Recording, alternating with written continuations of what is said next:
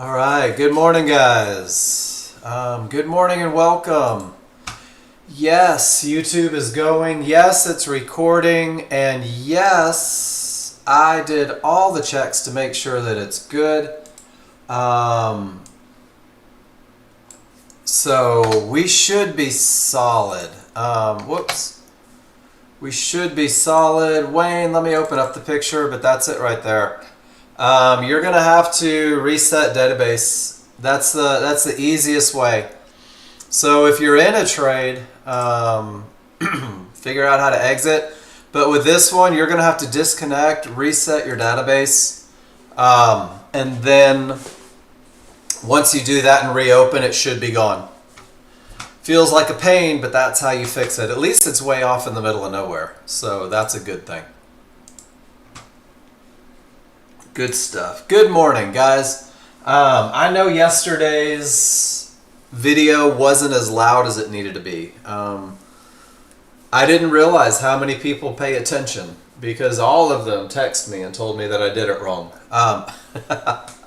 That's okay though. So I ran the test again. I'll talk a little louder just to making sure everything's picking up the way it needs to pick up. But if you guys want, if you feel like it would be beneficial, I'm happy to do the management lesson again from yesterday. I love it. I think it's a great lesson. Maybe I need to start doing it every day. Oh, okay, awesome, Wayne. But we're going to do what we do today. Today's Thursday, November 21st. At 8:30 a.m. there were unemployment claims, guys. And that's a high impact news. And I was foolish this morning. I checked my news. I knew about news, but I forgot to leave myself a note, and I wasn't watching the clock. And I was very fortunate because I got into the trade. It was the correct trade, and it spiked. And it was amazing because it hit my profit target in about a half a second, which was cool. And then I realized what I did. So every morning, guys, I come in, and I don't want to get caught in those spikes because it's rare that you get that lucky. It's rare that it goes in the direction. I don't know why, but I pulled one over on it today. At 10 a.m. we have existing home sales. It's medium impact, and that's it. You set your phone alarm, big dog. Usually I'm watching the clock. When I know that there's news, right around 8:15, that's my all right, let's go get some breakfast time. So I just won't even be in front of the computer. But today I didn't do it. I got excited. I was doing some stuff, taking some great trades, working on more stuff from that ale class. I'm about 1,000 pictures deep into my study, and I'm actually absolutely blown away. And then of course my brother says, "Hey, check this out, Mark." So I'm day 2 into working his plan, and it's freaking ridiculous. So I'm pretty excited. Didn't even watch the clock. Good morning, Steve. And then everything that I'm talking about every day, guys, day in and day out, it's all advantages. That's all it is. Somebody said, I think it was Mark Douglas, that the market has a memory. The market repeats itself over and over. So once you begin to recognize these patterns, once you study these patterns a little bit, and I think more importantly, once you learn to trust these patterns, trading isn't stressful. It's not difficult. It's nothing but advantages and then entering because of them. So I'm going to go to the trading guide, and I'm going to go to the glossary of common terms. And the one pattern that we're going to talk about this morning, and we're going to talk about it a lot, and we talked about it yesterday, we'll talk about it tomorrow. I can't wait to talk about it next week, guys. It's a high probability trade. This is a trade when each indicator on every chart agrees for the rules for the trade. This is the trade when the triggers are the strongest. This is the trade when there's no termination conditions. There's nothing between you and your entries, guys. I teach this trade every morning, and I talk about it every morning because this is the trade that teaches you how to just get comfortable, how to feel good with what you're looking at. It's a trade that typically wins 70 to 80% of the time. It's a trade, most importantly, it teaches you to read your charts, guys. And that's the goal, is to be able to read your charts. So many people want to be day traders. Abandon that endeavor. Learn to read your charts, guys, because once you can read your charts, it's crazy what you can pull off. You're going to understand where the market is likely to continue, and you're going to start using this for entry points. You are going to understand where the market is likely to go. This is great for profit targets. And then finally, you'll understand where the market is likely to stop. And I think this is one of the most valuable things that Nexgen does for you, is it gives you key Fibonacci areas, key areas of support and resistance. And it goes back to that old adage, buy low, sell high. You guys are going to know when low and high are in play, and when it's time to buy and when it's time to sell. And it's all just going to be based off of your ability to read the charts, to recognize advantages. And 90% of your day will be waiting for these advantages. 10% of your day will be actually trading. So this high probability trend trade that we're going to talk about today has 3 rules. 2 of them are universal to everything you do every day, guys. Your first 2 rules, strong triggers and no termination conditions. This is going to give you the advantages that you'll hear in the room all day long. Momentum and clear path, guys. These first 2 rules will carry you to the promised land. Once you understand momentum and clear path, the world is your oyster, and you'll find so many opportunities outside of this high probability trend trade. But until you get to that point to where it's comfortable, to where it's instantaneous, good morning, Zorro, you're going to take that advantage of momentum and the advantage of a clear path, and then you're going to add in the final rule, which is going to put you into the market where the market is most likely to continue. These 3 rules, and guys, keep them simple. All it is 3. They happen on 2 charts. There's a large chart. And the large chart, it leads the way. It tells you what to do, guys. The large chart defines direction of the market. It lets you know whether you should be looking for trades long or short, up or down. The large chart is where you will identify the momentum, that advantage of momentum through strong triggers. And the large chart is going to show you these key areas where the market may bounce, where it may reverse, where it may stop completely, guys. And your large chart is this really broad stroke of a brush. And let me get my laser pointer. Pew, pew.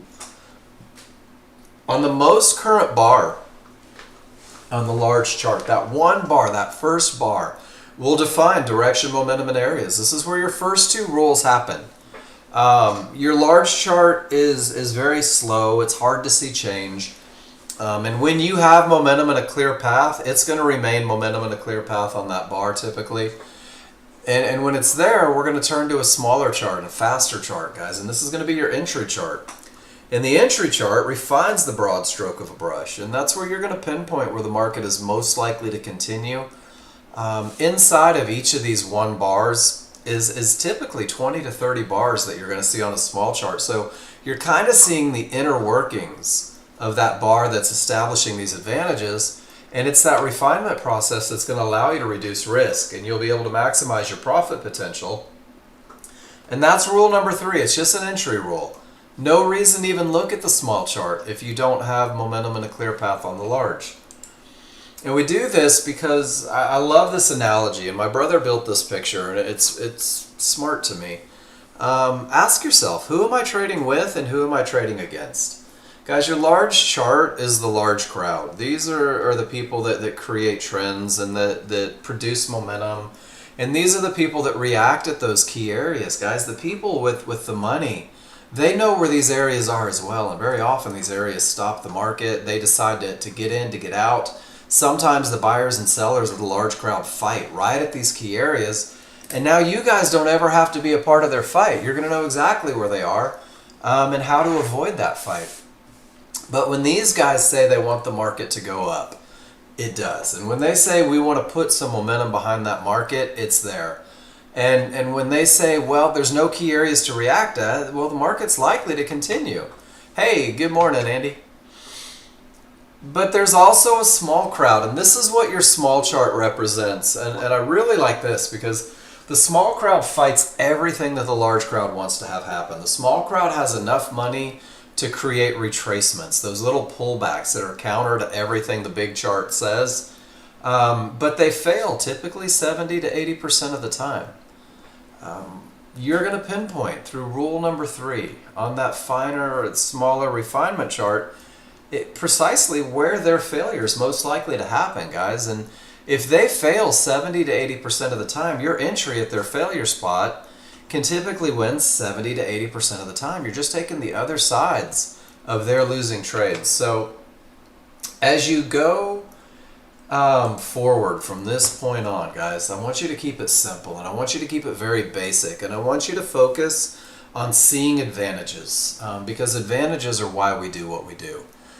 So we're going to learn the trigger line and the Fibonacci rules for when it's okay to trade. We're going to break them down individually, how to study them, everything that you need to be successful with the software you will have before you walk out of this room.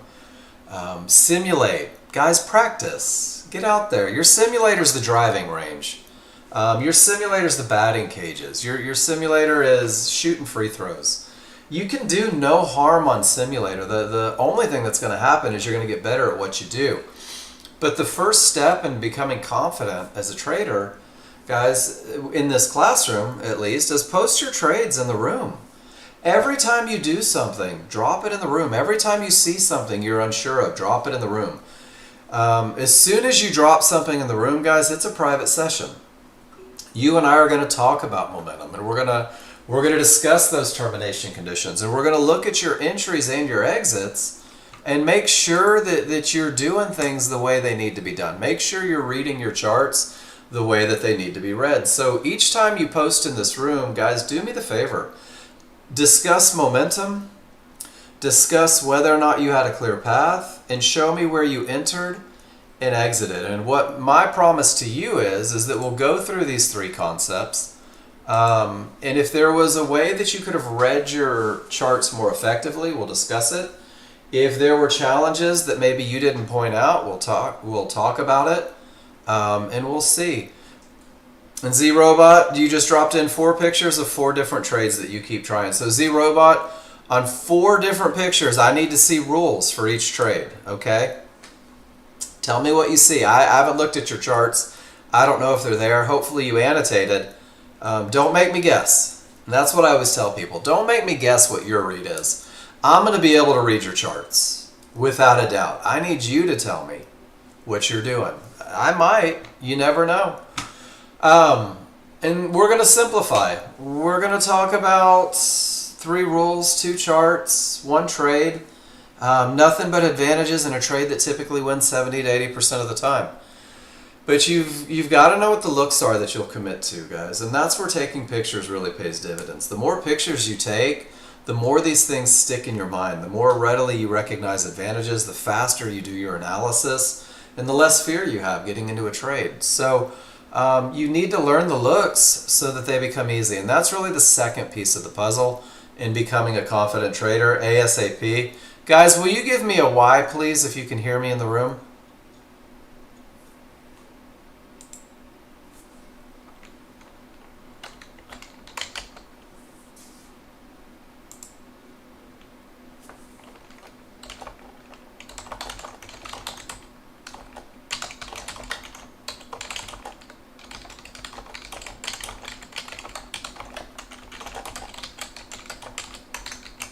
There we go. We'll see if we can get Walter to reboot. Learning the looks so that they become easy. Use the spreadsheet that Nexgen gives you, guys. It's in your Nexgen Study Picks folder. I give it to the room probably 2 or 3 times a day. I find myself changing it often. That's why I like to give it to you every day. Because this is a constantly evolving work. But all those pictures that you're taking of your trades, of the setups that you see, of the patterns that you recognize, they need to find their way into the spreadsheet. And there's 5 tabs on it. The 3rd tab, we're going to start on the 101 tab. This is each rule for the high probability trend trade broken down individually. So in the green sections are rules 1, 2, and 3 and exactly what they look like. And then more importantly, there's the words that describe them. So you're creating this connection between what you see and what it means to you. The red section is what it looks like when your rules aren't met, because avoidable losses. When you're trading without advantages and you lose, that's an avoidable loss. So your goal is to get to the point to where you stop taking chances, but rather you just embrace advantages. So this shows you the advantages, and it shows you when the advantage is gone. There's the client trade section where I've stolen all of your hard work. These are Nexgen users using momentum, path, entry, really taking advantage of what the software offers and capitalizing. There's the entry sequences for the high probability trend trade, both long and short. There's a really, really mechanical management plan going on right here for the brand new user.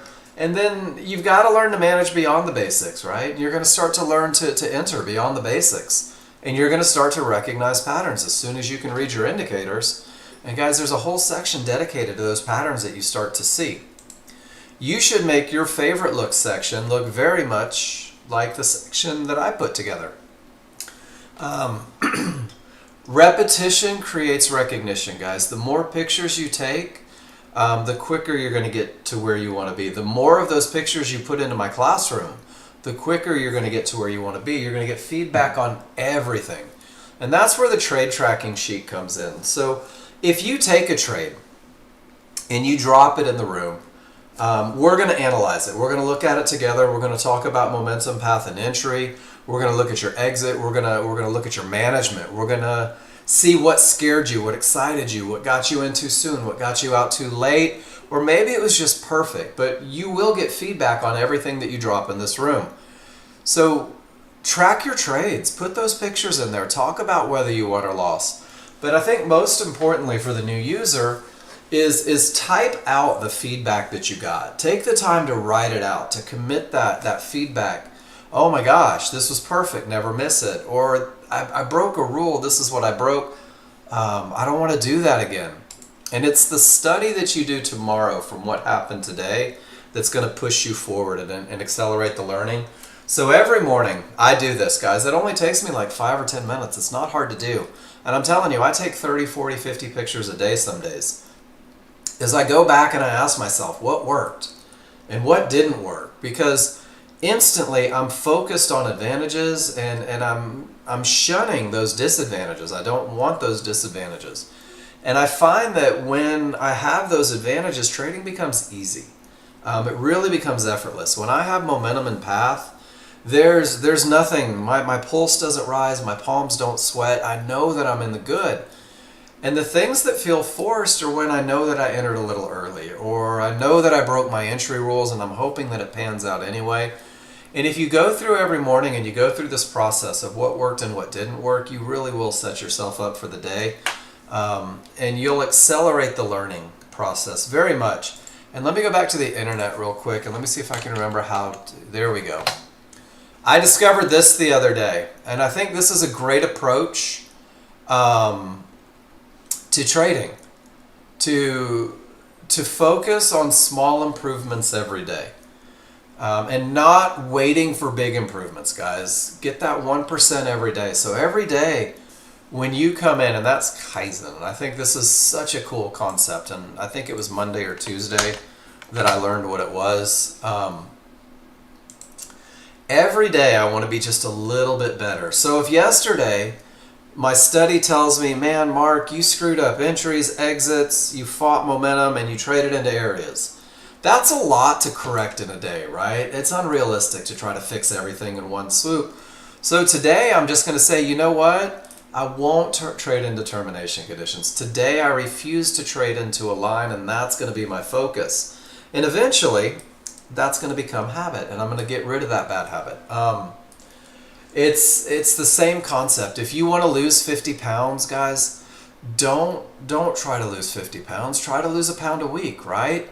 If you're trying to quit smoking, quit eating sugar and drinking sodas, maybe just focus on quitting one first and then get the other one, and create realistic expectations for yourself. You're learning something brand new. Learn it individually in its tiny pieces. Get a little bit better each day. So, just a little preachy this morning, not totally preachy. 3 rules. That's all. We got an hour with 3 rules, guys. The first rule is strong triggers. Why? Because strong triggers give us momentum. And momentum is a fully loaded semi going down the highway at 110 miles an hour, and it's hard to stop. You don't want to step in front of it. It's easier just to follow it because you know it's going to plow through things. So when I'm looking at my large chart, the first thing I'm going to do is I'm going to let it tell me which way I should be looking for a trade. So if the background is green, the market's going up, I'm looking for high probability trend trades long. If the background is red, the market's going down, I'm looking for high probability trend trade short. That's the easiest lesson that you'll ever get. In an uptrend, when the background is green, strong triggers means that my small triggers are wide, they're up, and they're above the large triggers. And the large triggers are wide, and they're up, and there's space created between the two. And guys, here's the little cheat code for strong triggers. If the background, the large triggers and the small triggers aren't all the same color, you don't have strong triggers. You don't have odds favorable momentum. If there's not space between the smalls and the large, you don't have odds favorable momentum. You don't have strong triggers, guys. But when you do have that space, when all the colors match, when that gap is there, it looks like scissors that are opening. Guys, the odds are favorable for the market to continue up. And that's where that phrase odds favorable momentum comes from. OFM, you'll see it on charts, guys. Strong trigger lines. This is rule number one. This is exactly what it looks like. In a downtrend, the colors are going to match. The smalls are below the large. Everything is wide and angled down. And that gap between the small and large lets me know that the odds are favorable for the market to continue down. And guys, odds favorable momentum pushes a market. And odds favorable momentum can break key areas. And odds favorable momentum can cover the mistakes that we typically make as new users. So strong triggers leads the way. You've got to recognize it. You've got to learn to trust it. And then you've got to realize that when the small triggers work their way back inside of the large triggers, this is a weakening of the large triggers. Guys, this is a weakening of the trend. Visually, you see it. And when I have weak triggers, anything can happen up or down. So I'm a huge fan of creating anchor words and advantages. So odds favorable with strength with those strong triggers, anything can happen. There should only be one of those phrases that gets you excited about risking your money. Let's go to a large chart real quick and let's check it out. Pretty easy, right? In the moment, smalls below the large, space between. Guys, you have momentum to the downside. Separation between the small and large, it pushes, it breaks areas. Separation, it pushes down. That's just a big old strong trending market this morning. Holy smokes. But it started with odds favorable momentum. And it started right from one of those key areas. That giant push up came right from one of those key areas, guys. And that's kind of what takes us into rule number two. When I have momentum, I have to make sure that I'm not trading into an area. I have to make sure that I'm not trading into what we call a termination condition. And a termination condition is just a Fibonacci-based indicator that's where the large crowd reacts or has the potential to react. It's just a Fibonacci-based indicator that could create an untradeable bounce, guys. It's just a line on your large chart that could stop the market, that could create a bounce, that could reverse it completely. And the reality is you'll never know. You'll never know what's going to happen. You'll never be able to predict what the market is going to do. You'll be able to create expectations based on patterns. And the pattern that's going to save your bacon more often than not is not trading into one of these lines when it's behaving as a termination condition. So the lines are on the large chart. They're just horizontal lines. One line is not more important than the other. This is important that you understand this. Each of these has the potential to stop the market. So it's a divergence high line. Means that the market goes up and then down. It creates a pivot, guys. A pivot's just a change of direction. If there is a loss of momentum, if the momentum of the market isn't following the price, you'll see a negative number and a magenta line print from that pivot. This magenta line behaves like a line in the sand, taunting the buyers to try to come up and retest it, and it may behave as a termination condition. The same is true when it prints from a low, negative number, cyan line from the low, so you can differentiate. This becomes an area that may stop the market. Fibonacci resistance, the red lines. When the market's trending up, this is a point where it may stop, bounce, or reverse completely. Blue Fibonacci support, when the market's trending down, it's a point where it may stop, bounce, or reverse completely. It may also break, but again, we don't know. Yellow 1-to-1s. In an uptrend, it's resistance. In a downtrend, it's support. So these areas are where the large crowd react, guys. This is where decisions are made. And I like to think of it that way. Fibs, 1-to-1s, divergence areas, guys, these are where decisions are made. And we don't have to be caught up in that decision-making process. So how to identify a termination condition? The first thing that has to happen, this is step one, is price reaches the area.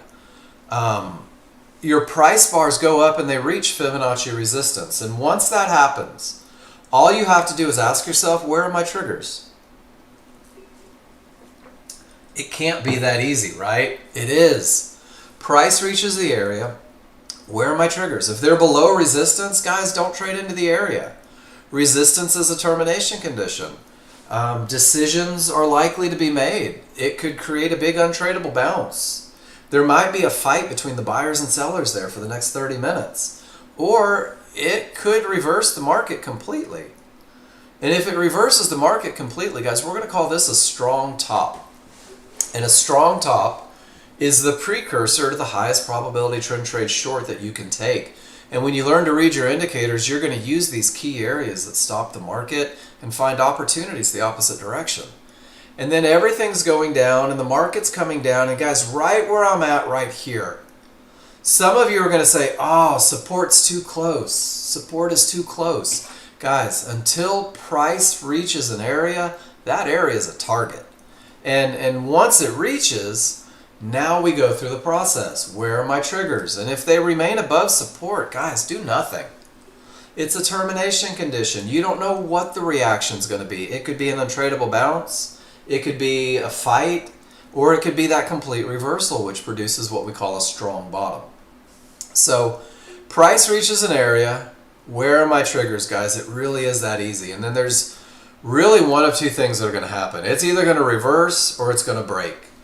And here's the recipe for a broken area. So let's start. Price pushes down, and the price bar hits Fibonacci support, and everybody in this room just says out loud, scares the dog, where are my triggers? Well, they're still above support. I have to sit on my hands for a second. I have to do nothing. And then both my small and my large triggers, good morning, Miss M, get below support. And once they get below support, guys, this area is broken. This path is clear, and it's going to remain clear until you reach the next area. So go in the other direction. Price reaches Fibonacci resistance. When it hits this fib, all I have to do is ask myself, where are my triggers? Well, my triggers are all below, and I have to remain just patient. And I have to remain patient for almost 15 bars. And then finally the area is broken and the path is clear, and it will remain clear until the next area is reached. And it's the small and large breaking through, breaking below, breaking above, that lets me know that the path is clear. It's not the price bars, guys. It's the triggers. So brand new users, let's keep it pretty simple. Give me a Y if you're with me. Price reaches the area, triggers remain below resistance, above support. Let's wait for the reaction. Let's just pump the brakes. If the triggers get to the other side, it's broken. Support becomes resistance, resistance becomes support, the path is clear, let's look for the trade. This is the most broken rule among new users because it forces patience. And guys, once you understand those two concepts, it's going to open the door for the second trade that you're going to get a plan for. And it's what we call a 50-50 trade. When I teach momentum, I make sure I say momentum can break areas, guys. Your trigger is going to show you that potential. They're going to show you that potential because they're in that momentum phase, that odds favorable momentum. But when your small triggers break through an area with momentum, but the large triggers are still above the area for resistance, or your smalls break through and your large are below, guys, this is the 50-50 trade. And 50-50 is you describing the position of your triggers because you know that it takes small and large below to be broken. So you're going to say 50% are through, 50% are not. But because of the momentum, this area has the potential to break. Guys, this is the second trade. This is a medium probability trade. And any entry that you take based on potential, guys, you have to realize that your rule isn't met. Rule number 2 is not met. The path isn't clear. And guys, these potential to breaks fail very often. I'm going to give you a plan how to take them. But you've got to go into it with the understanding this area isn't broken. Therefore, I'm going to be a little more heads up on my management. So let's go back to the live market and see if these fibs do anything. Weak triggers, huge retracement to resistance, and look at the bounce. And then they do break, guys. We will take losers every now and then. And it pulls right back to support. And then it breaks almost. Do you see that potential?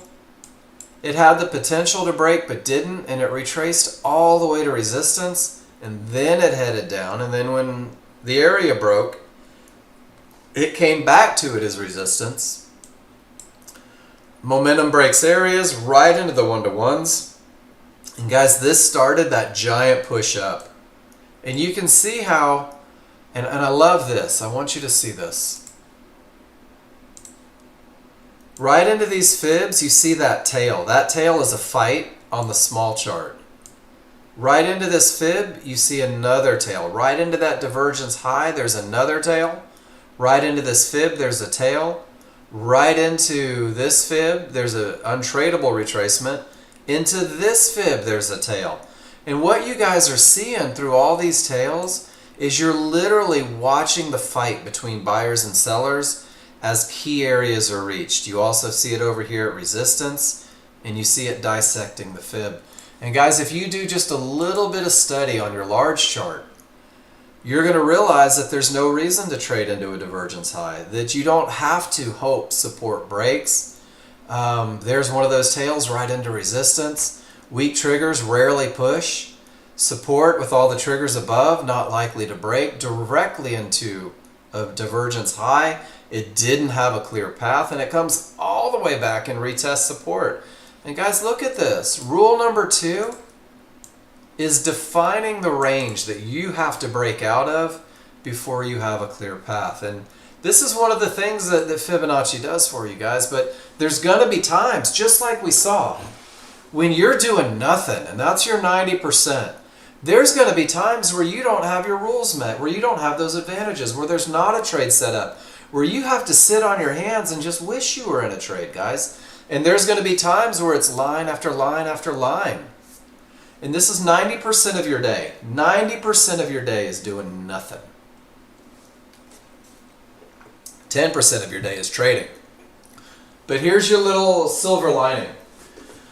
The futures markets trade on average $220 billion an hour. Trillions of dollars a day is exchanged, guys. Be on the right side of it. You don't need to be in every move.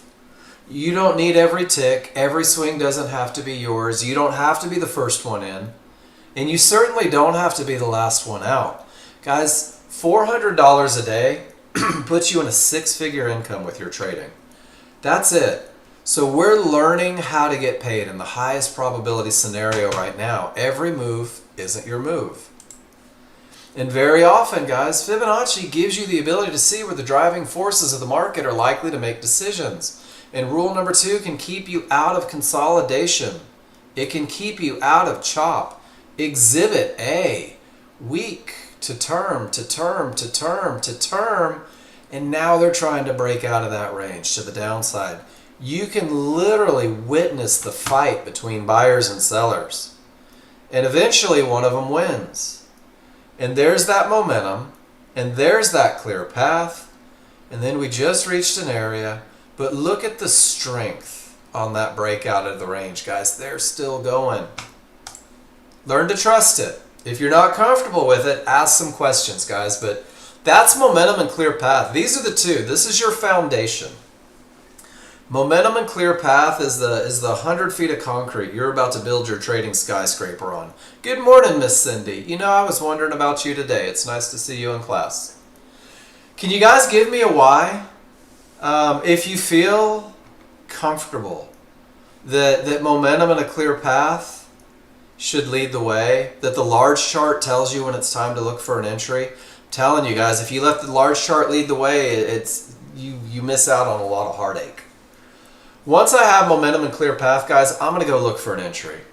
I'm going to go pinpoint where the small crowd is most likely to fail. I'm going to go pinpoint where the trend is most likely to continue.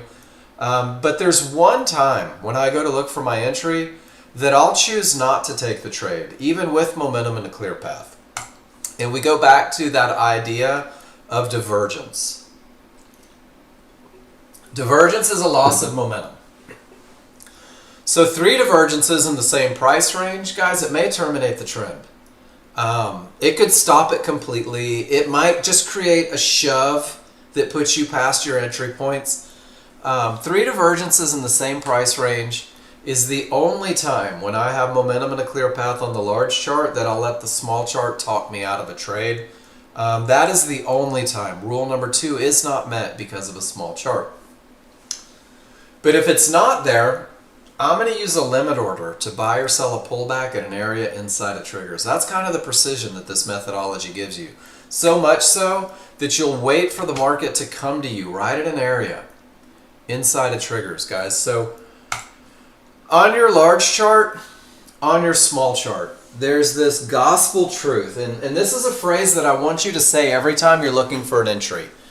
Price returns to the large triggers. Every time you're looking for your high probability trend trade entry, I want you to say that the large triggers are where price returns, guys.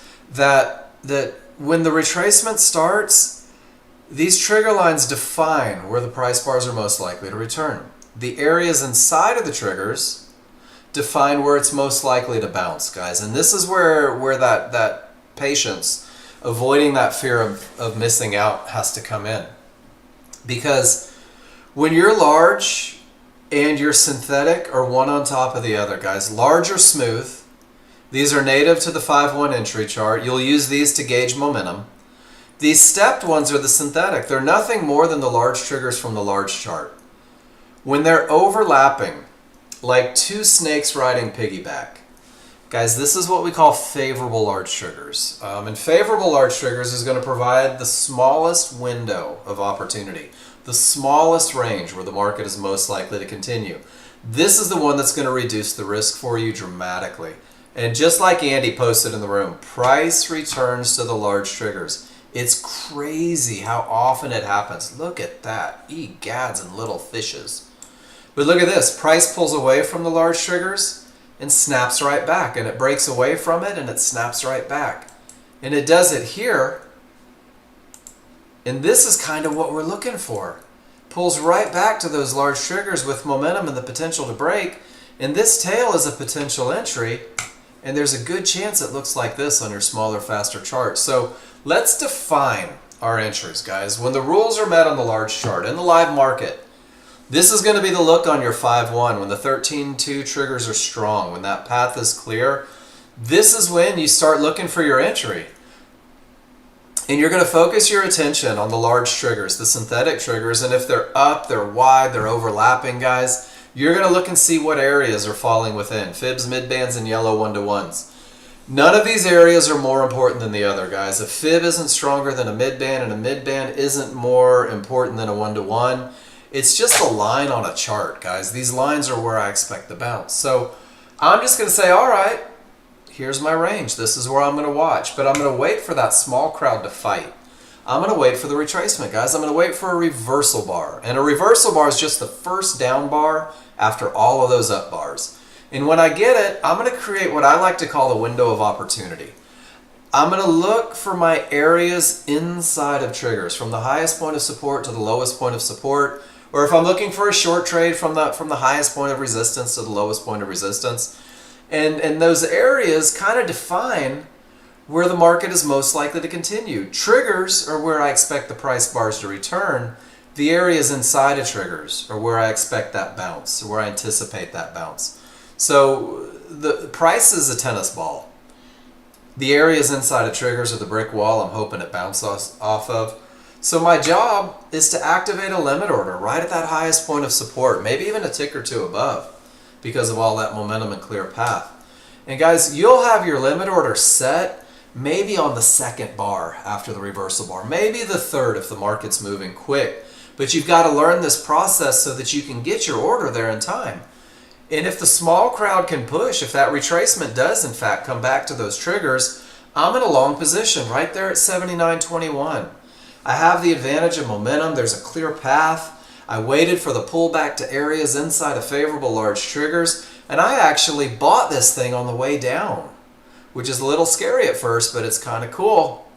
And guys, once you define where the market is most likely to continue, it sets you up for understanding where the market shouldn't go. And your first protective stop is going to go 4 to 5 ticks below those trigger lines, because price may return to the triggers. Price should bounce off of the areas if this is going to be a winner. So down here, 4 or 5 ticks below, guys, this is where my advantage is gone. And in the plan I give you, it's going to go over that a little bit. But let's talk about some common problems on entries, just to create awareness. There's 3 numbers. There's the red, the yellow, and the green, guys. The first number, the red. You folks that try to jump in at the very top of the move, you don't wait for the retracement, you're terrified that the market's going to go without you. All you've done here is you've created enormous risk, because your stop still has to go where the market shouldn't. There is no safe stop up here. The best bet is if you just jump in, you exit with that reversal bar, because it represents a loss of momentum. But look at this. From an entry up here, not only is your risk huge, but you don't have any room to get to your target. You're jumping in hoping, and when you wish in one hand, or what is it, hope in one hand, poop in the other, only one of them fills up, guys. The second entry, remember that your small chart is a refinement chart. It's a fast chart. It's showing a lot of fluctuations that you won't see on the large chart. You're going to see the market try to push up. Guys, there's a fight going on. Very often I see new users get in right there at that yellow number 2, terrified that the market's going without them. And all you've done there is you've increased risk. Hey, good morning, Tom. And you've reduced profit potential. But if you learn to trust, if you learn to wait for that best entry, if you learn to get in at the highest point of support, guys, you're putting yourself into the market at the best of the best spot. You're putting yourself in the market where it's most likely to continue, where the small crowd is most likely to fail, and where you have the least amount of risk and the absolute furthest room to get to that target. And that's kind of what we're looking for, is we're looking to make money. We're looking to get paid. And the cool thing is that if that stop doesn't get hit, more often than not, you're going to get a reversal bar in the direction of the trade. That reversal bar is letting you know that the market's doing everything that your indicator said it was going to do, and you can reduce risk further, a couple ticks behind it.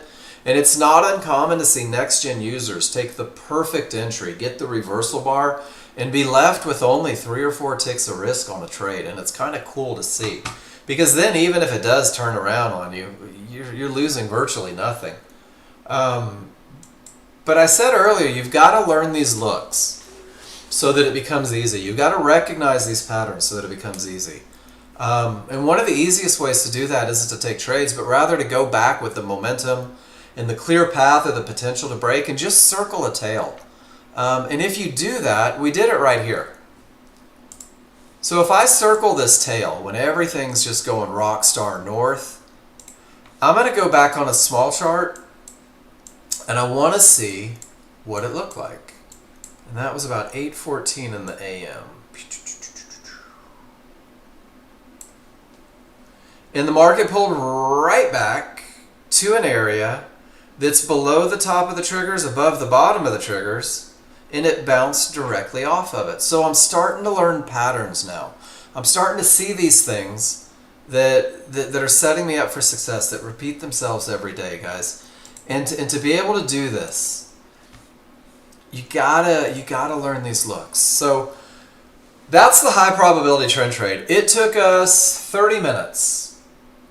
It took us 30 minutes to talk about 3 rules on only 2 charts. And then Tom, we're gonna get back to the question you posted last night, and it's going to go back to the 2-chart thing, but we're going to do all this first. I just wanted you to know that I remember that you posted yesterday. Chart reading 101. You guys are going to get all of this stuff. I promised you everything you need to be successful. You will get this. To get to where you want to be, you've got to recognize some looks and patterns quickly. And not just recognize them, guys. You got to learn to trust them. And the easiest way to do that isn't taking trades. It's taking pictures at first, guys. Take 25 pictures of strong and weak triggers and never confuse the two. Take 25 pictures of a clear path and a termination condition, and don't convince yourself that your path is clear when it isn't. Understand the difference. And take pictures of those entries so that you can find them, so that you trust them, so you believe in them, so that you take that best entry with the least amount of risk. Going through this process is important, taking those pictures, but talking about the whys on your chart, typing on the charts. These are strong triggers because my smalls are broken away from the large, because everything is the same color, because that separation means the odds are favorable. Rule number 2 is met. That's momentum. And if you take the time to write that for 25 pictures, guys, drop them into your 101. And let's just look at this one. This one says momentum. What does that mean to me? Strong triggers, smalls have separated from the large, space between. That's it. That's it. And that's it. And I know exactly what it looks like to have momentum. And I should never confuse that look, right? And then I have to know what it means to have weak. And when my smalls are inside of the large, this is weak. It's a loss of momentum. Anything can happen. And sure enough, anything happened. And look at that. It turned into odds favorable momentum. So go through this process, guys. Don't be in a hurry to be superstar trader. Be in a hurry to be rock star chart reader. And this is going to help you as you do that, as you take those pictures. I'll help you in the room every day. Hey, Mark, I took a picture of a termination condition. Price reached the area, the triggers remain below resistance. I just want to make sure I have this right. Of course I'll confirm that for you. But this takes a checklist for entry. Is the market coming from a strong top or bottom? You can take a high probability trend trade without that, guys. There's only 3 rules, and none of the rules say strong top or bottom. But that strong top or bottom creates some warm fuzzies, and it's just a termination that reverses the market. Do I have odds favorable momentum? Is there a separation between the small and large? Here's your picture. Your large chart should always have this look, and if it doesn't, you don't have rule number 1 met. And then there is what it looks like in the complete absence of momentum. And then for termination conditions, price reaches, no triggers, no clear path, it's not broken, sit on your hands, do nothing. Smalls through, large not with momentum. That fib has the potential to break, but it's not broken yet, not until both the small and the large get above. Guys, commit this to memory, you'll never make the mistake. Look at this one, it had the potential to break, but it never did, and sure enough, the market reversed. And then finally, defining your entry inside of favorable large triggers, guys. There it is for short and long. It describes waiting for the reversal bar. It tells you to find your triggers. It tells you to identify your areas, and it shows you exactly where that limit order goes to enter this the best of the best way, long and short. And then the second page, this is your checklist. Print it out. Someone in here, I'm not sure if they're here today, they laminated it. They took this high probability trend trade checklist and they laminated it, and they got a dry erase marker. I think that's brilliant, because nobody in the history of this checklist has ever marked yes to each of these and done worse than 70%. And guys, let me remind you that the goal of trading is to win. The goal of trading is to win more than you lose, so you can pay bills and buy nice things. There's no points for being the first one in. There's no gold stars for looking smart in front of your friends, guys. The goal is to get paid, and the easiest way to get paid is to have a statistical advantage each and every time you enter the market, and to have a plan. So here we go. Everything you need, guys. This is the KISS plan. I love the KISS plan. Let me tell the story of the KISS plan, because I haven't told it in a while, and I just want to reiterate this. I had a gentleman, and he was a long-time client. And this guy could have fallen out of a boat and not hit water. He couldn't find a trade. He could find every loser the market could produce, but he couldn't find the winning trades, guys. And what he was doing is he was looking for about 7 different trades, which means he had about 30 different rules, and he was doing it on 8 different charts. And he thought all that information was going to make him brilliant. And what it did is it confused the hell out of him and caused a lot of heartache. So I said, let's try something crazy, Bob, Joe, Sarah May. Not going to give away the name. Let's focus a little bit. Let's pull it in. Let's try to work into the plan the trade that wins more than it loses. Let's only look for 3 rules on 2 charts, and let's keep it simple, guys. And that's how the KISS plan was born. And the KISS plan is a stepping stone in your learning journey, guys. It's designed to optimize your chances of success with a high probability trend trade. I always say that this is your first trade, not your only trade. And then Ron, in his infinite wisdom, says this is not your get-rich trade. This is the trade that teaches you to see your get-rich trade because you're learning to read your indicators. So through simulation, study, class feedback, and continuous practice, ladies and gentlemen, you will be empowered to craft a plan tailored to your personal goals based on your experience reading the indicators. When you can read your indicators and identify advantages, you're going to write a plan that suits you. You're going to write a plan that embraces your strengths and avoids your weaknesses. And you're going to write a plan that feels good, guys. But until you have the ability to do that, this is the one that's been proven to win more than it loses. This is the one where brand new clients have funded prop firm accounts inside of 30 days by keeping it very simple and focused. And it all begins with don't fight the large chart. I'm going to put this up. I haven't shown this picture in a while, but I feel like today's a good day. Medium news in 10 minutes. Thanks, Wayne. This is my brother's tongue-in-cheek book that he wrote. How to Commit Financial Suicide in One Easy Step by John Novak. Chapter 1, Warning Signs Your Friends Are in Trouble. They are trading against strong triggers. They're trying to be first. They're trying to go against everything that the large crowd says that they want to have happen. Chapter 2, Warning Signs Your Friends Are Not Paying Attention. Guys, I am so guilty of the Chapter 2 trading into termination conditions. This is the most common mistake that new users make, is trading into those termination conditions. Seek help immediately. Guys, I'm that help. If you're fighting triggers, post it in the room. I'll browbeat you until you stop. If you're trading into termination conditions, I'll create 1,000 lessons a day just so that you can not do that anymore, and I'll give you a plan to beat it. But if you can stick with this, if you can not fight triggers, not trade into those areas that could reverse the market, I would say you're better than like 70% of the traders out there.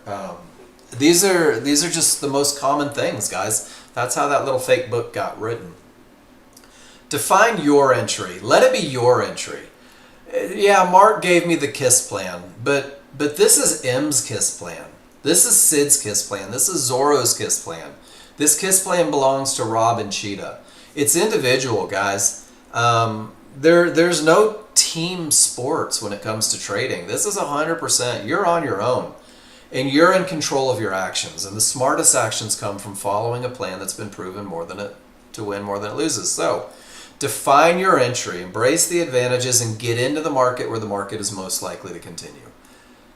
That's when management starts, guys. That's when the fear kicks in. That's when you can't keep your hands off the mouse because now you have something to lose.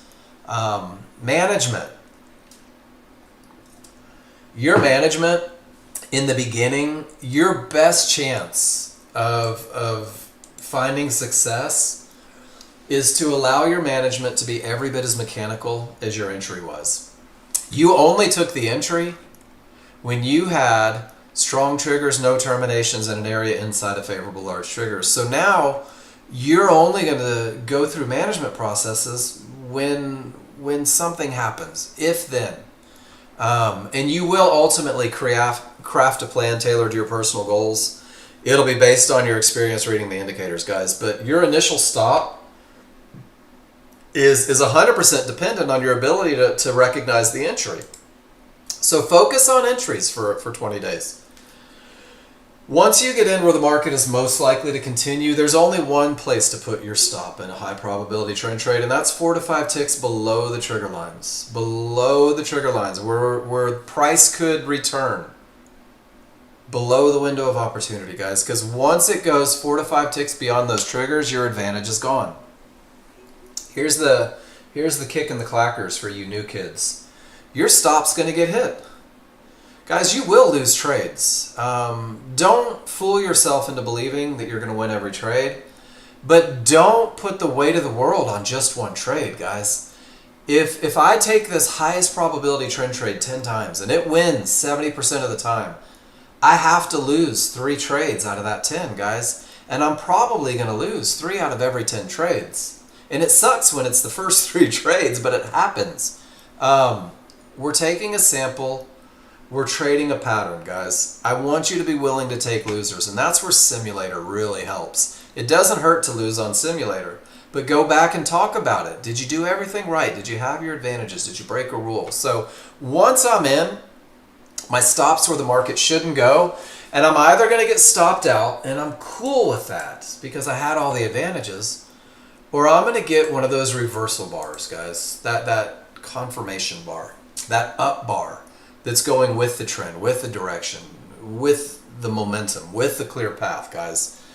And my first stop movement will be 2 ticks below that bar. So if I enter at the area inside of favorable large triggers, then my stop is 5 ticks below. If I get a reversal bar, then my stop is 2 ticks below the reversal bar. And at this point, there's nothing to do. It's either going to hit my first target or it's going to stop me out. I'll never know what's going to happen. If I try to know what happens, I set myself up for all sorts of sorrow. Guys, your first target in the KISS plan is $100 away from your entry. That's it. This KISS plan management plan is designed to take the emotion out of managing trades, and even more so, it's designed to get you paid ASAFP, guys, because confidence comes from the memory of success. So my first target, this is an S&P trade, was 8 ticks away from that great entry, and it gets hit before the second bar even forms. And that's $100 in my account. And I'm going to move my stop to break even. I'm going to take every bit of risk off of this trade, and I've already been paid, and the only reason that I'm doing that is because I'm in this trade because the large chart told me to be in this trade. So I'm going to trust the large chart to carry me to the second target. And again, the KISS plan management is designed to get you paid. Your second contract is off at $200 from the entry, which means that on 2 contracts, 1 trade, all the advantages, guys. This is a $300 trade. Using the most mechanical, emotionless, pragmatic management form that I could ever create for you guys, teaching you to trust the large chart, teaching you to get paid, teaching you to have intelligent stop movement instead of emotional stop movement. And then the reminder, I put this together because I think this is so important for you guys to realize. 1 high probability trend trade a day. There's 252 trading days in a year typically. 1 high probability trend trade a day, and that's all you do. Shut it down. No more. I'm done. $300. That's 75 grand a year. And everybody comes into day trading, I'm going to make $1 million. And we all have this idea that it's going to take approximately 30 days before my first Ferrari. Guys, that's not realistic. $500 a day is $126,000 a year. And break it down, $5,000 a day, guys, that is, what is that? That's $2,500 a week. That's a $10,000 month.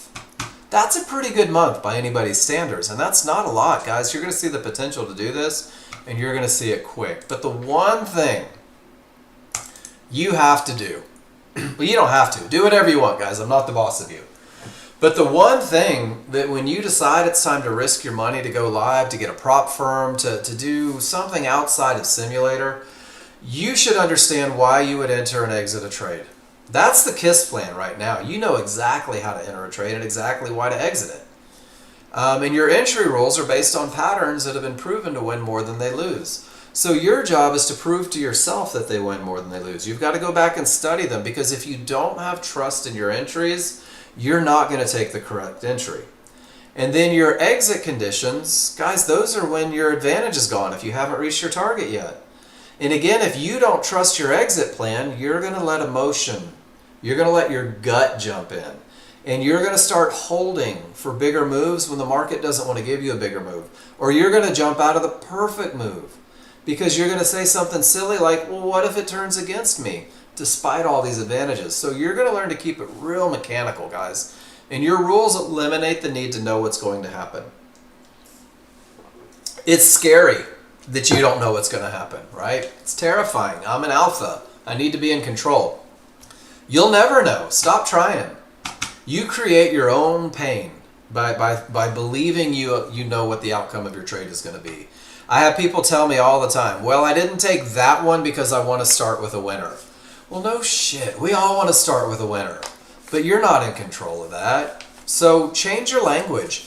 I want to start with a rules-based trade. I want to start with a trade that's been proven to win more than it loses, and I accept the consequences, and I'll stick to my plan, hell or high water. So, guys, know what's going to get you in, know what's going to get you out. These are examples. High probability trend trade, 50-50 trades, momentum trades, HVA trades. You're going to get this, guys. I promised you access to everything that you need to be successful with the software, and I'm going to give it to you right now. I already gave you the checklist.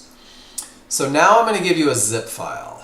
And the zip file is very cleverly labeled everything you need. And in this zip file, you've got the Chart Reading 101. And if you choose to follow the path on Chart Reading 101, you're going to be a chart reader sooner than the person who doesn't. And then it gives you the high probability trend trade checklist so that you can compare the pictures you're taking, make sure that they meet the rules, and it gives you that checklist to print out, to put onto your desktop so that you can look at it while you're trying to take trades.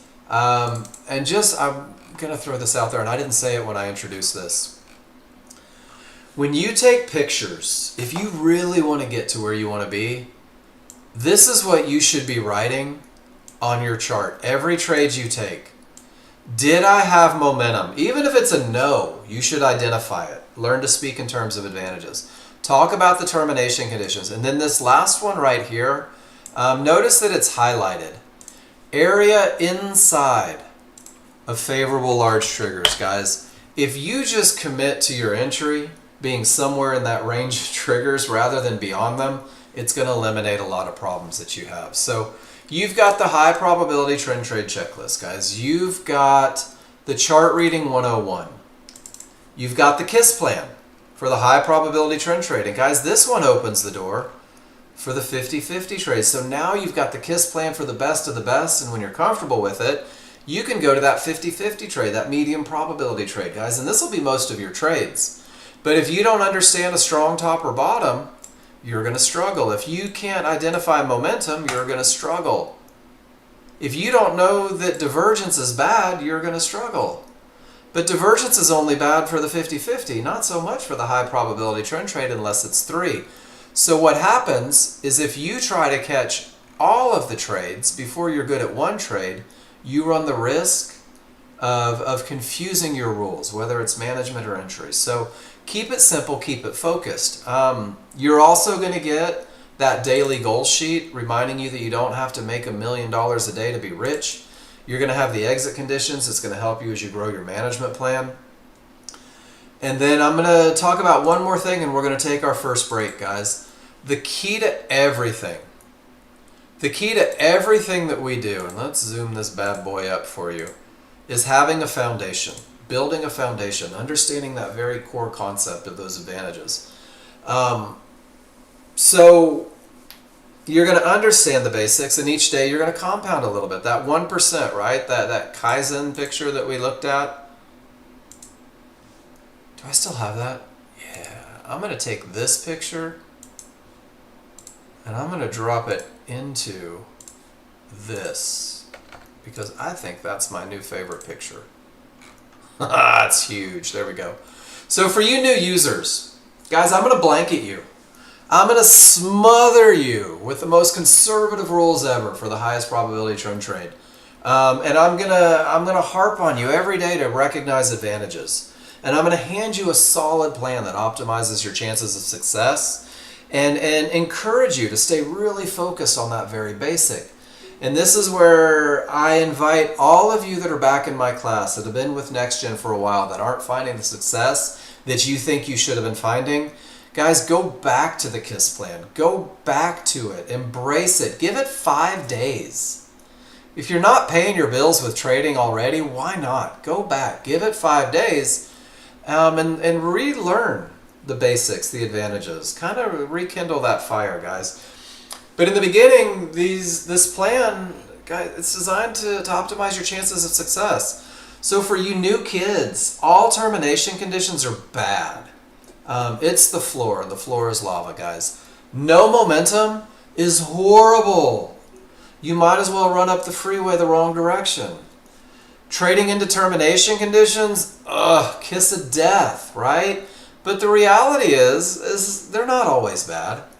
But until you have the wherewithal, until you have the experience to know when those exceptions can be made, guys, embrace simplicity. Don't break those rules. And then just like anything, the more time you spend with it, the more you're going to see. The high probability trend trade will open your eyes to a lot of opportunities in the market.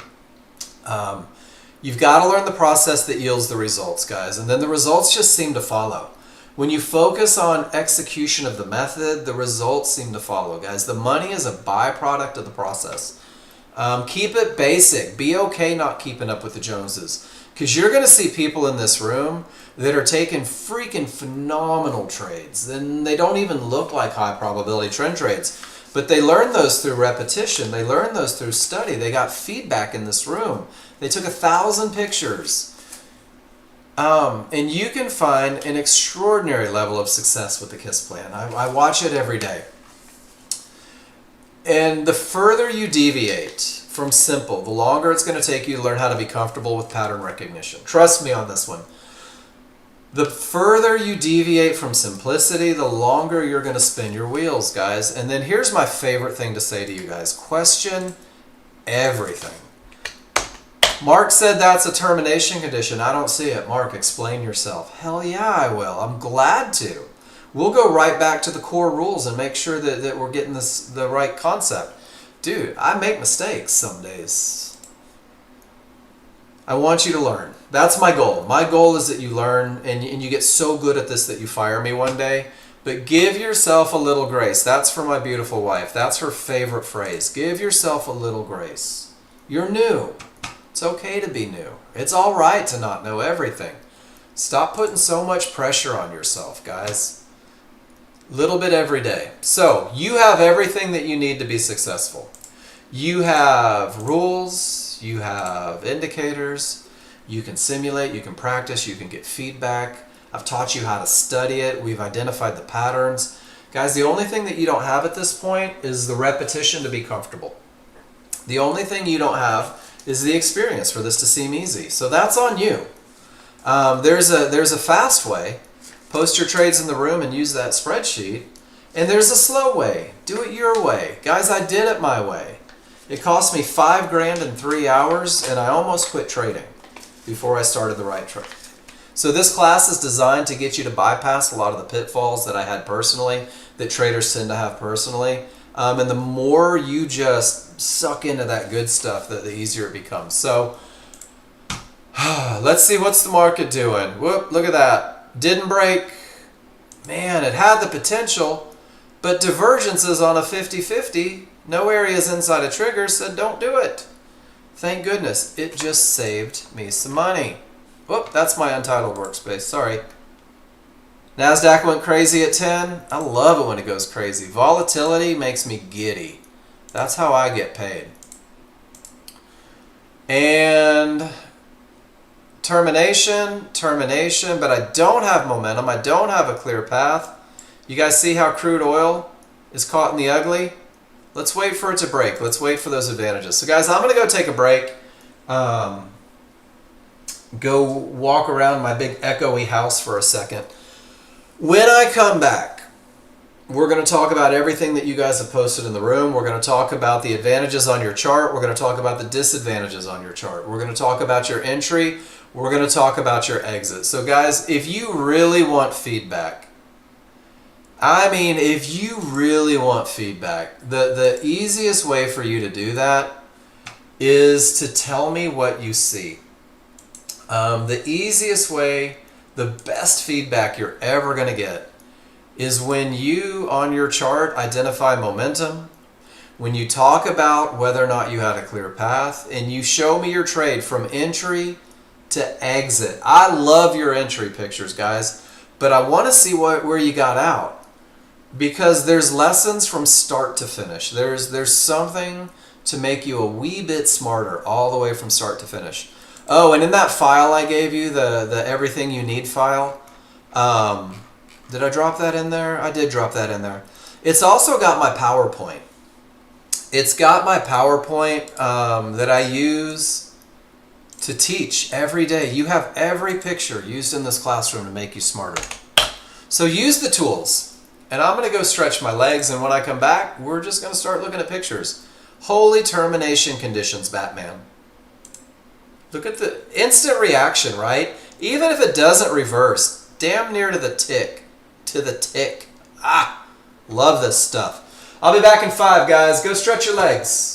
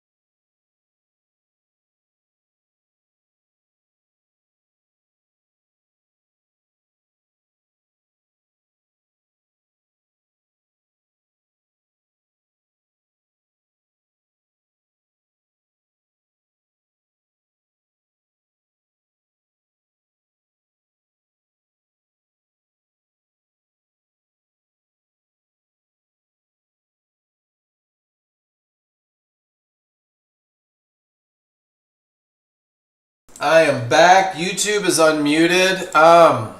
Is anybody learning to trust termination conditions? Has anyone just gone back and said, man, I don't have to trade into that line. I don't know what's going to happen. I'm telling you guys. I talk to John Novak every day, and there's days where he's like, man, I wrote this stuff. I wrote this stuff. So, Rob, is clear path on the 13-2 most important? Is no clear path on the 5-1? So, all right, so great question. And actually the first picture, Rob, is going to answer it. So that your timing couldn't have been better. because Tom dropped a picture in yesterday. And Tom said, hey, check it out, Mark. So Rob, pay attention. This is you. This is all you. And you, Tom. So this is the 5-1. Okay?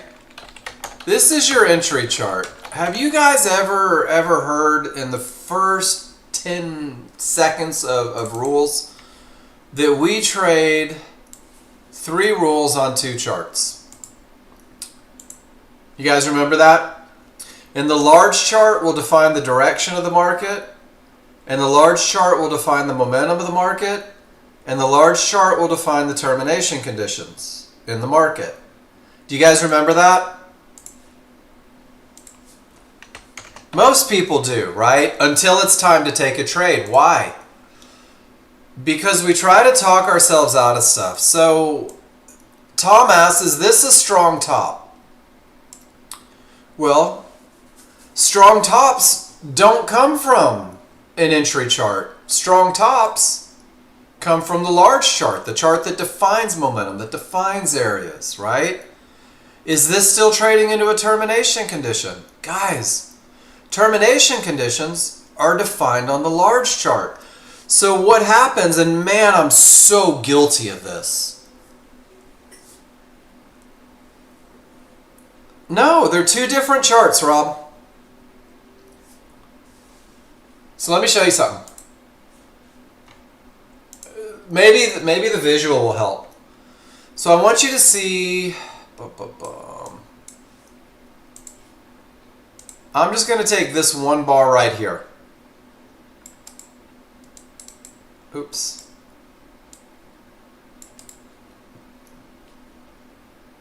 It has momentum. It doesn't have a clear path. So all of these bars happen in this one bar, guys. We rely on the large chart to define direction. We rely on it to define momentum. We rely on it to define areas. So when the large chart hits a line, guys, we're done. That's it. There's no more, no matter what the momentum is. In your small chart, what happens is your small chart creates this little siren song. This, man, either it talks you into it or it talks you out of it. So one of the things on your chart, Tom, it's not a strong top because it's just a small chart, right? And one of the things most likely will make the triggers break through support. Utter bullshit. So what happens is when you do have a strong top on the large chart, guys, the potential is there, right? It tends to shove a little harder. Don't use the word likely. Likely makes you believe that it's creating an advantage for you. It says, okay, decisions were made. Maybe I'll take a shot. My bigger winners come this way. So what you have here is you have odds favorable. You're right on the edge of it. You have no clear path, 50-50. So I love this. So you say, I have momentum and I don't have a clear path. And it says no divergence, so you don't have weak triggers. And a fib is in the way. Of course a fib is in the way. Because it's the same fib over here. This fib shows up over here. But let me show you the second half of the picture that I posted for you. Let me open this up. So we use the 2 charts and we define areas on the large chart for a reason. 2 separate charts, 2 different bar structures, different triggers, right? These triggers on the large chart are the moving average of the price motion on the large chart, and these correlate to the small. So very often, guys, on your large chart, you'll get that 50-50 look because the small triggers push through. But your small chart says, whoa, termination city. And this is one of the reasons why we let the large chart lead the way, because this was a beautiful 50-50 trade. And if you let the small chart talk you out of it, then it's bad. And it's the same thing. People will ask, well, how come these 1-to-1s aren't on the large chart? Because they're different charts. There's different swings. So one of the best lessons you guys can give yourself, and one of these things that it is so great for you to commit to, is let each chart do its job. Let the large chart define the direction. Let the large chart define the momentum. Let the large chart define the areas. And then use the small chart for entry. Once the large chart says go, it's go. Find your entry. And then what's the only thing that'll keep me out of a high probability trend trade? When the rules are met on the large chart, there's only one thing on the small chart that should ever keep you from entering at areas inside of favorable large triggers. And that's 3 divergences. No, not divergence printing, but rather 3 divergences, Tom. Language is important. Because 1 divergence typically gets me back to my entry. 2 divergences might give me a second chance. 3 divergences, that's the one. So that was such an awesome question. And Rob, I think that helps with yours too, does it? Make sure you let the right chart do its thing. Make sure that when the big chart says go, remind yourself the small chart's for entry. Awesome. Good stuff. Thanks for putting that in there, Tom. That's one of those lessons that it's important to revisit every now and then. And then I didn't want to skip this one. Yesterday, we had such a cool management lesson. Jonathan posted, there's your terminations, right? Everything reverses, things are up. And you said another lesson should have been a trade, but I'm still a bit chicken. 1-to-1s, divergence, triggers great, went like gangbusters after the second or third try on NASDAQ, works for a bingo. And once it rolls, there's your trade. So that was your patience piece there, Jonathan. Let it roll. Like, bottoms and tops are great. You don't have to be first. Let it roll. And then this is the one, I actually even told my wife about this one. Yesterday we had such a great lesson. Such a great lesson on how if price doesn't close on the wrong side of those triggers, it's not going the other direction. And Jonathan has been listening to this lesson, and we've been doing this lesson, and we actually did this yesterday in class and just chased it. And notice that he gets in on the trend trade. He has momentum. He's coming from a termination. He hasn't hit the fib. And he gets into this trend trade on the pullback to resistance inside of favorable large triggers at 682.50. And Jonathan says, I'm going to hold that trade until I get a close on the wrong side. And Jonathan, beautiful, down to 62. So from 82 to 62, 20, that's $400 worth of profit per contract. Pretty cool lesson. Guys, I'm telling you, if you listen in class, if you take the feedback and you try to incorporate it, you start doing stuff like this. Jonathan, that I was like 9 kinds of happy for you when I saw that. That was so cool. All right, who's next? Dun, dun, dun, dun, dun. Pete's going to give us a couple. Pete says, check it out. Quick base hit. Triggers up, separated, odds favorable momentum, not a clear path. Oh, it is a clear path. You're above everything. And it pulls right back to support, right at the triggers. Easiest money ever. 15 ticks, $3,700. Guys, I teach this every day. Pete listened, apparently. And where some of you guys might make $300 on this trade, right? Because you're new. Pete says, I know this, I trust this, let me trade 15 contracts and make $3,700. Absolutely beautiful. And then Pete says, well, now I'm just going to try to jump in. And it didn't work so well. Should have managed this trade differently. Should have put half on and kept it going. Settle for smaller profit once it cleared prior to divergence. If it pulled back to the mid band, add another half. So guys, one of the things about these jump in trades that you do, the only feedback I can really give on this one is let your small triggers break whatever areas in your way. If you're just going to jump in, let your small triggers break whatever areas in the way, and then you've got more of a clear path. So Nanda, for a clear path, has nothing to do with the price bar. Absolutely nothing. This is why I like you guys to write it on a piece of paper. So the first thing that happens, Nanda, is price reaches the area. Right here. Do you see it? Price reaches the area. Once price reaches the area, what I have to do is I have to ask myself, where are my triggers? So once price reaches the area, Nanda, price has done everything that I need it to do. That price reaching sets off the decision-making process. And since the triggers remained above, it's a termination condition. No matter how long it lasts, it's a termination condition. But price is only a part of the equation until it reaches. And then it's 100% on the triggers. This is such a good question. So once price reaches, I'm looking for, there it is. Once price reaches, I go right to the triggers. And you'll notice that price really starts to crank and only the smalls are through, so it's still not broken. And here, price got above, but my large triggers haven't broken yet, so it's still not path. That's such a good question. Thank you for that. Let's see who's next. You know what? It's fun to show off a little bit. That was my NASDAQ trade this morning. That was a good one. That was a $1,200 trade. That felt really nice. Hey, look at me. That's all right. Feels good to show off, guys. Show off in this room. Steve Diego. Strong bottom. Absolutely.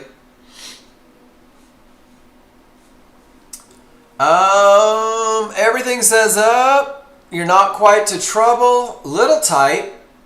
You get in. You get out. Nexgen momentum trade done for the day. Marking only. I love it. You started NASDAQ charts in the bathroom break at 4 a.m. Eastern, went back to bed, got up, sat down in 5 seconds, entered trade. The wick 4 bars entry allowed you to stay in the NASDAQ overrun and target. Starting trade live yesterday, met your daily goal on the sim. Great job. Great job. Great job. You're right. It's not your grandmother's fridge, Andy. But you know what? If you're going to annotate your chart and tell me why you're showing off, that's pretty cool. Great trade, Steve. Momentum and path for the win. And congratulations. Started live trading yesterday. Met your daily goal. And then on to sim. That's brilliant. All right, Rob. You have odds favorable, wide trigs on the 13-1. What significance do the 5-1 triggers have when the small trigs are in the anything can happen zone? So Rob, momentum is momentum, right? Momentum, whether it's the large chart, the small chart, doesn't matter. This is such a good question. Because you need momentum sometimes to gauge like maybe a 50-50 trade. So the same way small separated from the large here is momentum, it's exactly the same. When your small triggers are away from the large triggers here, it's momentum. And the same way the small's inside of the larger weakness, Rob, small's inside of the larger weakness. Does that make sense, everybody? Guys, this could be a large chart, a small chart, a range chart, a tick chart, a month chart, a day chart, a stock chart. It doesn't matter.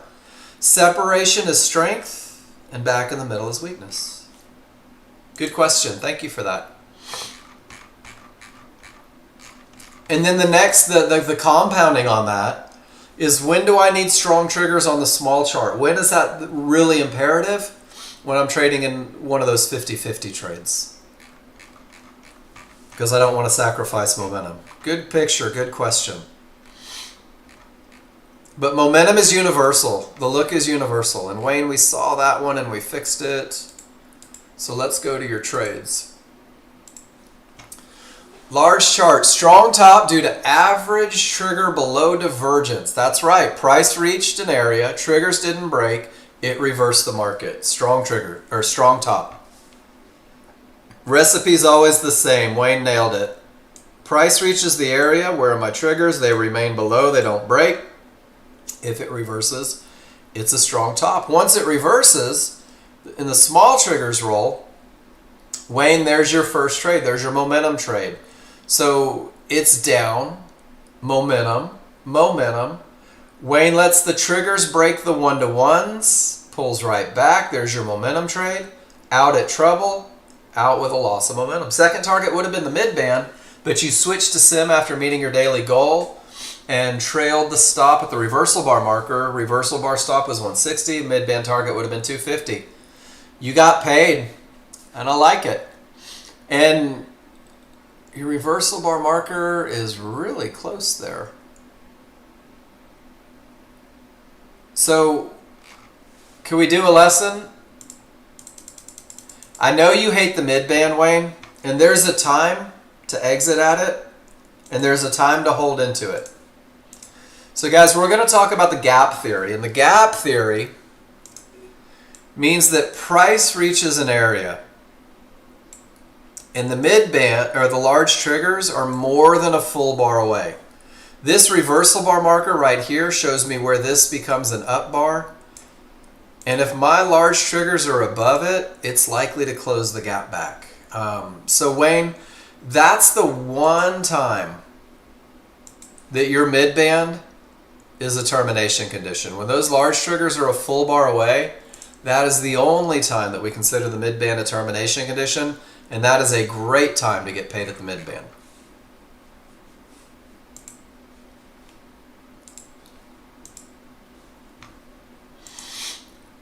Strong top, everything says down. Saw the large chart, looked at the small, it had already done the pullback and was printing the confirmation bar when you saw it. So you got it, took your 36. Second target at the 1-to-1s for another 290. I love it. Great trading, Wayne.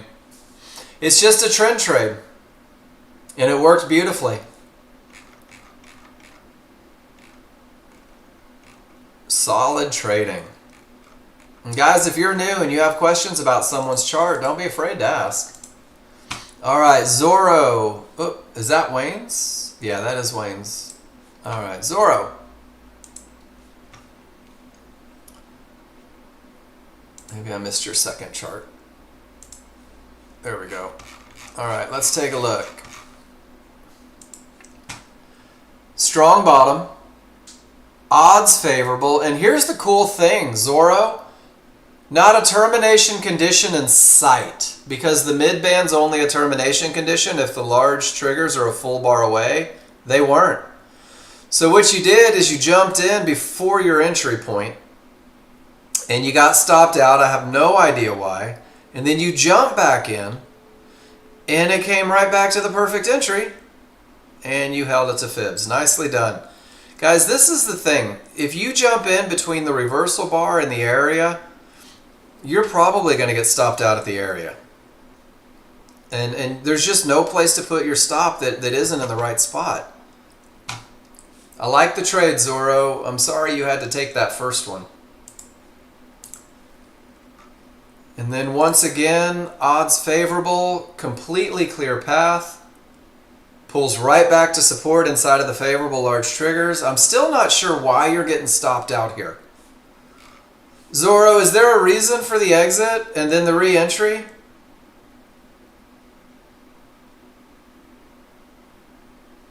Is it fear, or is that part of a plan? Define it. You don't have to define it to me, but that's twice. Okay, then why take the exit if you're willing to add? Why not just add? You don't have to take one off to add more on. I mean, you'd gotten to the good side of everything on the perfect trend trade.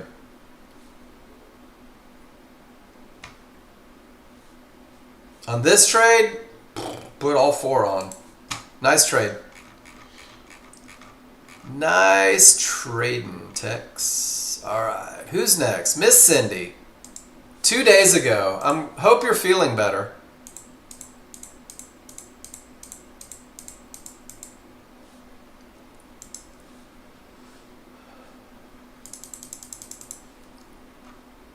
Strong triggers, 50-50.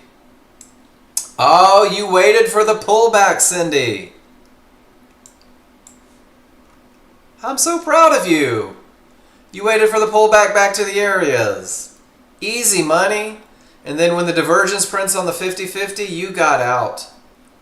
Great job, Miss Cindy. And really, that's your victory. Your entry is the victory. Because you've been jumping in the craziest spots and sitting through huge retracements, and you nailed that one. Picture perfect. And then when everything says down from the good top, you let it get below stuff, and you just ride that wave of momentum. You wanted to move to second target lower, but because the momentum price accelerates too fast, that happens sometimes. And then out with the reversal bar on the wrong side of triggers. Absolutely beautiful, Cindy. Great trading. I'm glad the sick didn't hold you back too much.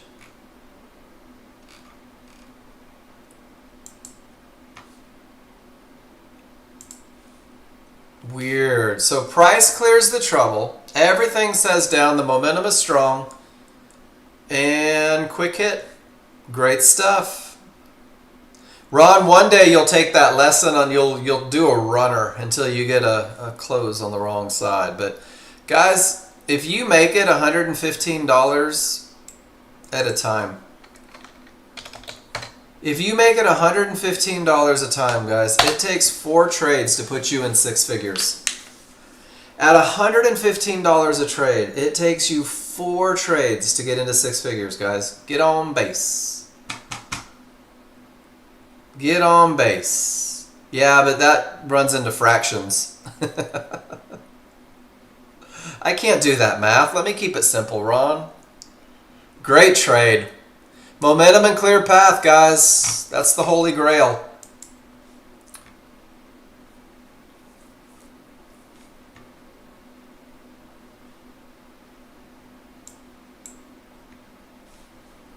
What did I do wrong?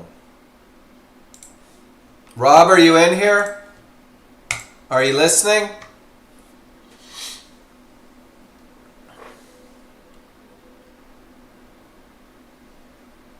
All right. Get your fingers on the keyboard, brother. Did you have odds favorable momentum?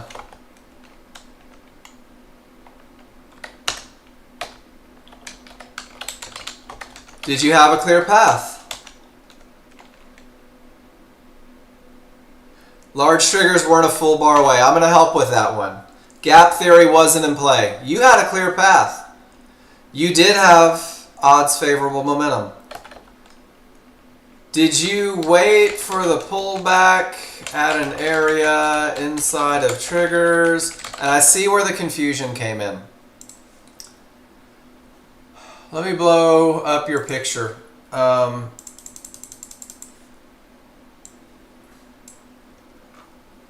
So you didn't wait for the reversal bar to start the process. And Rob, you may feel a little slighted by this one, don't. Man, if the reversal bar dissects the bounce area, if that reversal bar that starts the pullback finishes below my area, man, that area is out of the equation. And what happened is, and I don't know where you jumped in. Did you jump in? I mean, I know the price you jumped in. Which bar did you get in on? Did you get in like right here when it started to break above? Okay.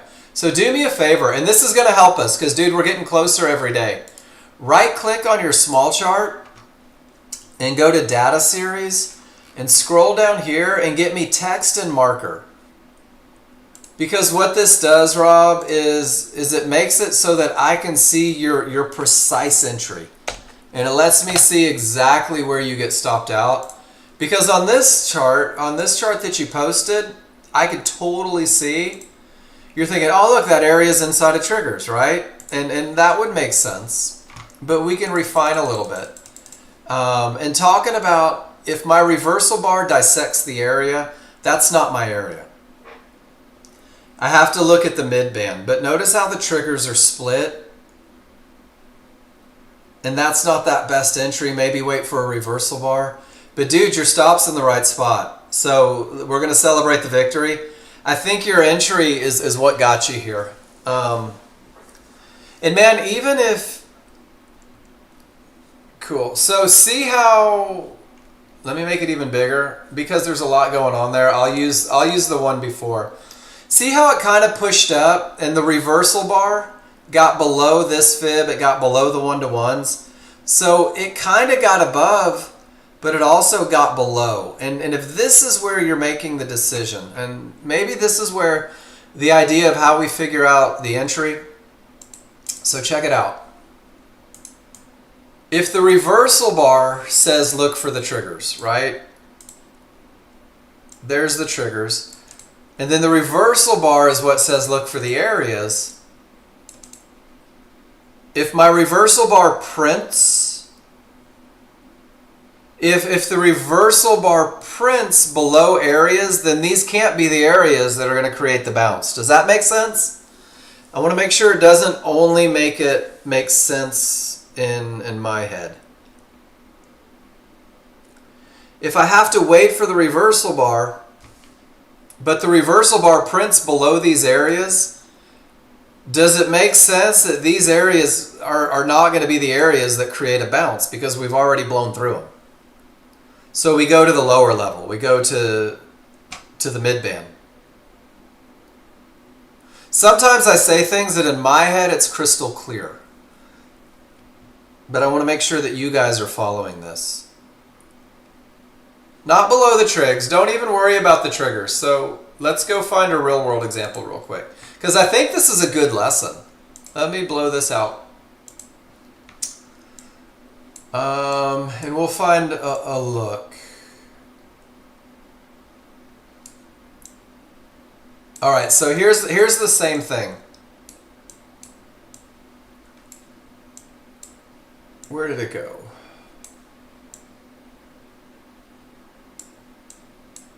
All right, I messed it up. All right, this is it too. So, golly, stop it, Mark.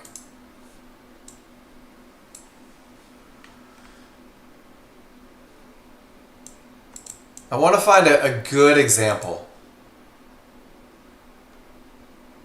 Okay, here it is. So everything says up, right? We're looking for a trend trade. The rules are met on the large chart. And everything says up. And what are we waiting for to get in? What are we waiting for to look for our entry area? Do you guys remember? We're looking for a reversal bar. Rob, are you with me?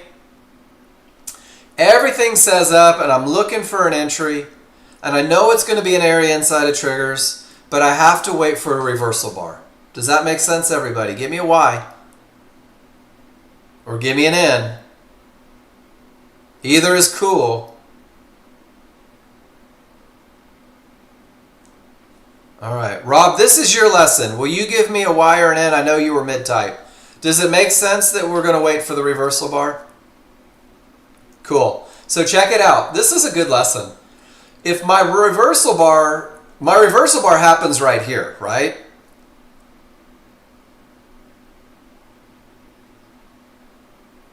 If my reversal bar happens right here, it stands to reason that this fib in the triggers isn't my bounce point. That's where I was going with this. So what I'll do is I'll say that one's out of the equation.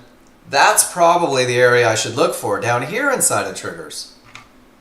But by waiting for the reversal bar to enter, Rob, it keeps this out of the equation and it gets you looking for the next one.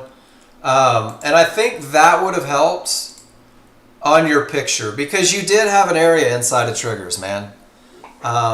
So maybe that's just a little extra lesson there.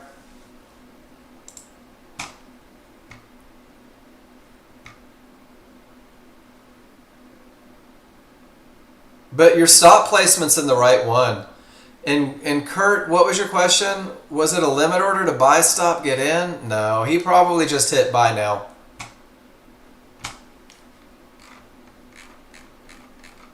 And that's okay. Rob, great picture, dude. And great lesson. And I love that you're 4 out of 5 winners. How come I'm not seeing those? I want to see them. All right, who is this? Strong top. Was this Andy? Looks like Andy's typing. It's Andy's handwriting. Yep. Strong top. odds favorable, 50-50. I've sold this pullback, got a nice piece, stopped out second target. Great job, Andy. Great trade. Solid trade. And then the next one, sold a second time to get another piece. So odds favorable, everything down, sold the mid-band again. Took some off, stopped out the second. So Andy, why did you get stopped out on the second? Break even? I just want to make sure. Did you move your stop to break even or did you panic stop? Because if you sold here and got stopped out break even, totally cool. Followed the plan. But you see how everything is going the right direction now? These are the ones you can start holding longer when you've got that great look. Great job though. Okay, but where was your stop? Was your stop moved to break even? Was your stop just arbitrarily placed right at resistance inside of favorable large triggers? I think there's some management love. Okay, break even makes sense. That's what I wanted to check. If you got stopped out break even, totally cool. I do. But if you said, oh shit, I don't want to give any back, look at your large chart and look at your small chart. And you are on the happy side of everything. These are the ones that you hold, Andy. These are the bigger moves. Great trading though. And if I'm not mistaken, you've already hit goals today. So what you're doing right, which is great. All right, Cheetah. Third divergence is developed after some time. Does it still count as three divergence trade? Cheetah, I don't have a three divergence trade, but what you have is a definite termination condition. So let's compound it a little bit, Cheetah. So check it out. Not only did you have a termination condition from the divergence low, creating the pivot stop out, but you also have a third divergence in the same price range. It's like double whammy there. And I don't know that there was a trade, but I definitely wasn't going short into it. And I might have been looking for opportunities the other way. So guys, this is a good one. Three divergences on the small chart can terminate the trend. Absolutely. Cheetah said, Mark, check it out, dude. Three divergences in the same price range on an even bigger time frame. Holy crap. And then it reverses the market. I love that look, Cheetah. And that's where you start seeing those bigger moves. Great recognition, man. Great job taking some of the basic lessons and just going big scene with them. I love it. All right. Beginning momentum style. Not terminations. So, Andy, divergence isn't a termination, right? Divergence is just a loss of momentum. That's all it is. But you did have momentum, and you did have a clear path, and you did have a pullback to support inside of favorable large triggers. Took two quick profits, couple hundy. There you go. Great job. Just wanted to make sure for the sake of language. But you had rules met, right? And a strong top or bottom isn't a prerequisite, not when you have momentum, clear path, and entry. Great job, dude. And congratulations on hitting your goals.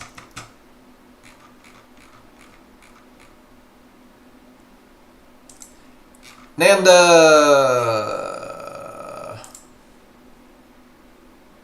I'm not sure you have enough space here. Uh-oh. All right, Nanda. The big gap between the small and large triggers is telling you that you need to reload your Ninja script, or you need to reload historical data. And what that is it's a little glitch. So either right click and reload all historical data, or you can just right click on the chart and hit F5 and it'll rerun your Ninja script. And I'm sorry I didn't see that sooner to help you out, but yeah, you're not getting the information you need here. You definitely had it here, and it looks like you're killing it, and you're using the fibs, and I like that. But yeah, this means that there's a little data issue. So just what I do whenever that happens, whoops, I crashed. Dagnabbit. Whenever that happens, I just reload historical data. And I was going to show you, but I crashed my NinjaTrader somehow when I wasn't looking at it. And I like that short. Just throwing that out there. I know you weren't looking for help on the short, but man, I like what you did there. Let me get live. All right, Rob, let's see what we have. Odds favorable momentum. I can't see your entry, man. You jumped in. You got out. You made your money. Nice job. Can't see your entry, though. But I like it. We saw this one. Oh, Rob, you moved your stop. Dude.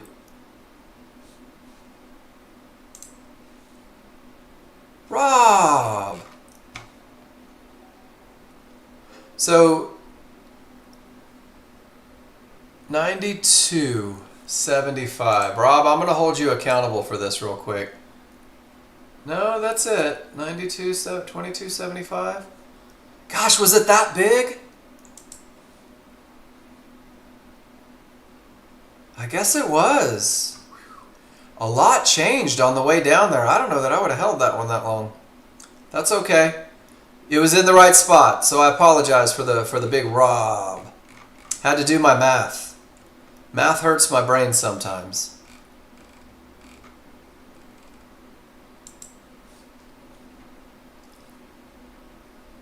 Again, I can't see your entries. It was directly into a termination condition.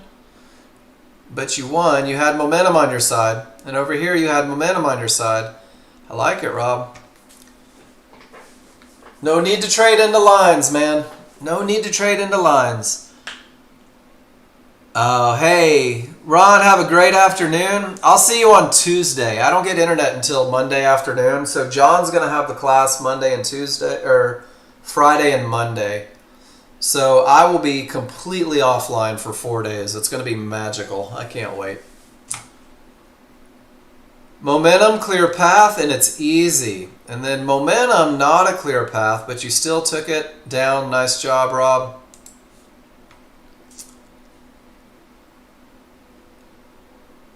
No clear path. I have no idea why you entered up here, but you got paid.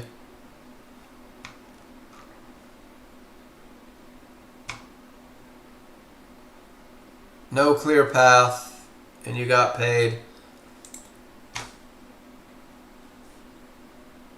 No clear path, and you held it through everything, and you got paid. All right, Rob. I appreciate the pictures, but I can't do anything with them. I can't see any of your entries. Every one of them looks like they're into a termination condition except 2, or maybe 1. So there's just no feedback for me. There's nothing I can tell you about them. Except that you won or you lost. But if I had to define a thing, brother, it's in determination conditions. Oh, you too. Oh, that's right. Next week is Thanksgiving. So, yeah, have a great one. Have fun in Virginia. And I can always move again and again when you need more days off. No, Andy, I'm done, man. It's been 2 years. It's been 2 years. Don't know, Rob. Large down, smalls up. Can't see your entry. Great job. You're on the right side of things.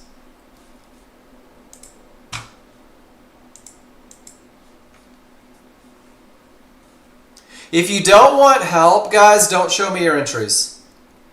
I'll high five you. That's the sound of me high fiving you. Great job. Way to catch winners. I hope you can repeat it. If you want feedback, and guys, you're not obligated to get feedback. You don't have to. I'll look at everything. But if you want feedback, guys, you got to show me. You got to show me where you got in and got out. Because respectfully, Rob, your large chart looked absolutely asinine in so many cases. Show me entries on your entry chart. You entered over here at 1032. Your small chart starts at 1048. Does that make sense?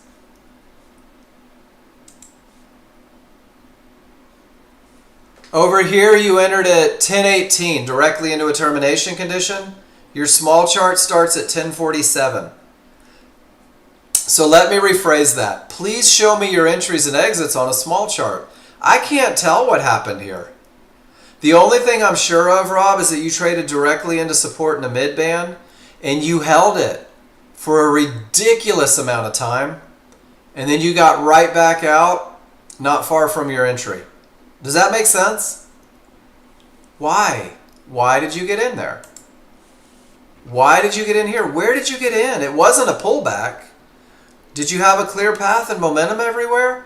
I don't have what I need on this chart, on the small chart, to give you the feedback that may help you fine-tune an entry, that may help you manage a trade. Maybe you could have held for bigger moves. Look at this thing. Zing! Maybe we could have found a way to squeeze an extra $100 out of it. But if I can't see it on your entry chart over here, the small chart, it's hard for me to give feedback. Does that make sense? I'm not beating you up, brother. I can see where you got in and out on the large chart. I want to see it on your small chart. I want to see that refinement process. I want to see your risk and all that good stuff so that we can get a little closer to where you want to be. And on that note, we've made it through all of the pictures, guys. Crude oil says up, but directly into resistance. And I don't have the S&P open, so we'll just leave this one up. Plenty of lessons right there. But look at this. When all the triggers got above and there was momentum, it corrected right to the bottom, right in between. Might have been an opportunity for some of you guys. I'm going to take 5 minutes, guys. When I come back, post them if you got them. If you have a question, drop it in the room. If there's something you want to talk about, let me know. And if you want that lesson on using the small triggers on the small chart to hold for bigger moves, somebody let me know. I'll gladly go through it again. I think it's gold. I think it's one of the greatest lessons ever. The experts agree. There's been a lot of lessons, but this one is huge. People are talking about it all over the place. Not really. Guys, I'll see you in 5 minutes. Go stretch your legs.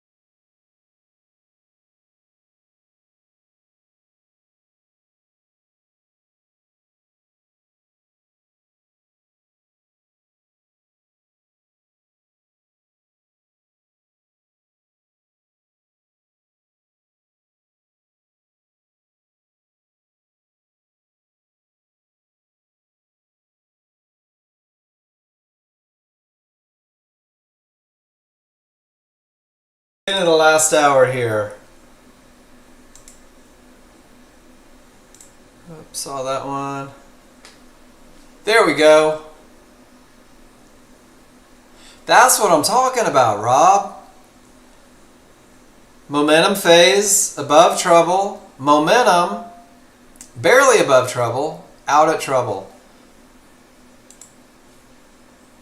It was, we just couldn't see your small chart. And then the same trade here. You catch it on the way down. I love it. Great execution, Rob. Great execution. That's what I wanted to see. I wanted to see how smart you are. Apparently, it's pretty darn smart. Nice trading, Rob. I like it.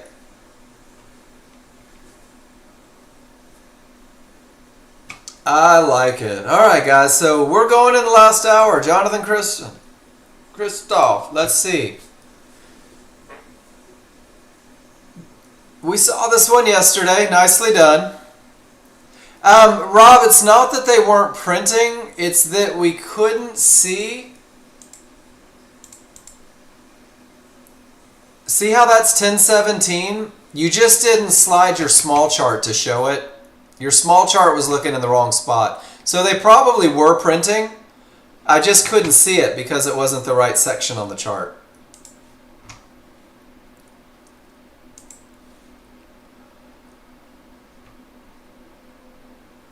The first one didn't look, second one, okay, here we go. So everything says up, strong trending market.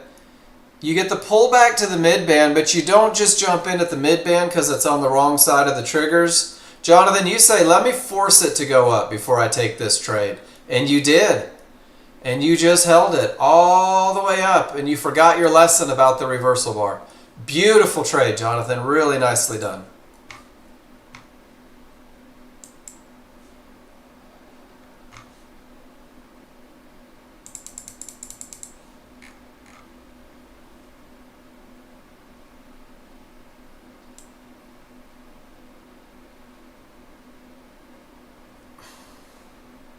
Your charts are hard to read, Gary.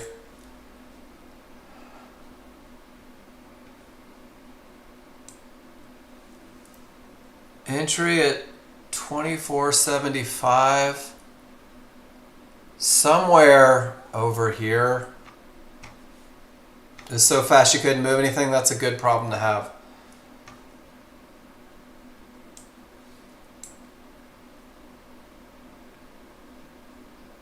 So everything's set up and you went up, and then you hit something solid and it took you out, and then it pulled back to support, and then you got in, and then you got out. Awesome.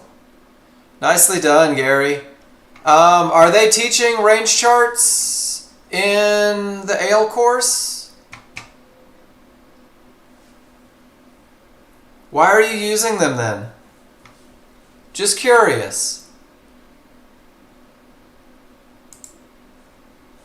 Call me crazy. If you're trying to learn something new, why are you muddying it up with an extra chart? And let me compound on that, Gary, that once you understand the course that you paid for and it gets a little easier, you'll find a way to incorporate it. But right now, it's pulling you away from the basic lessons that they teach in that course. So you spent a lot of money to take this course, right? At least give it a shot. You just put ketchup on a steak, Gary. I spent a lot of freaking money on this Heinz ketchup. I'm putting it on everything. Guys, I'm telling you, and Gary, respectfully, this is a classic example of how we try to put too much on our plates. And earlier you said you were frustrated. So Gary, I just took one chart away from you. You'll be less frustrated. Follow their plan. It's good. It works. It's effing amazing. But the plan doesn't call for that chart. Just a thought. Just a thought. I've been doing this a while. I've been watching you for years. Simplicity is your friend.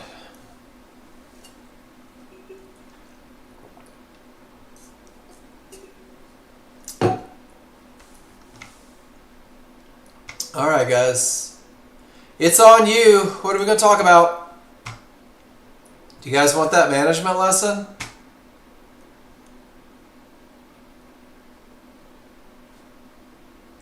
You guys just want me to call it a day? I'll see you next week. All right, guys. So management starts with expectations. All right. Anytime I manage a trade, I have expectations. There's things that'll keep me in and there's things that'll keep me out. So we're going to start with trend trade expectations. My trend trade expectations, guys, if I have odds favorable momentum, if I have a clear path, my expectation, my hope, my wish, my want, my desire is that all of that momentum and clear path takes me to the next level. And the new home style. It's not a new home. We're renting. I'm never buying another house until it's on 100 acres.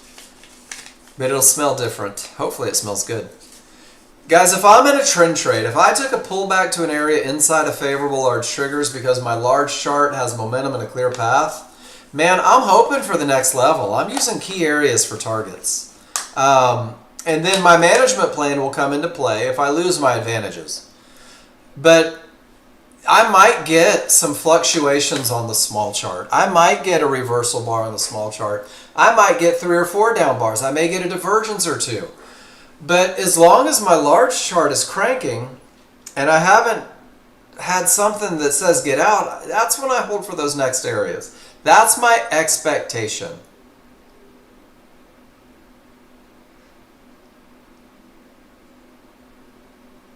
Yeah, Nanda, give me a minute. I'm going to figure out what you mean there, and then I'll see what I can do. Right now, I'm about an hour and a half, Rob. I'm about to be 4.5 hours.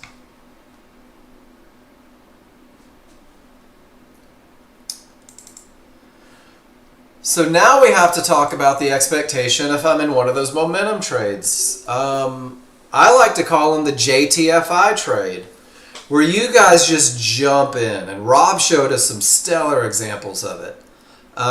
When everything is going your way, when the momentum is strong and the path is clear, and you don't wait for that pullback to areas inside of favorable large triggers, you just choose to jump in, guys.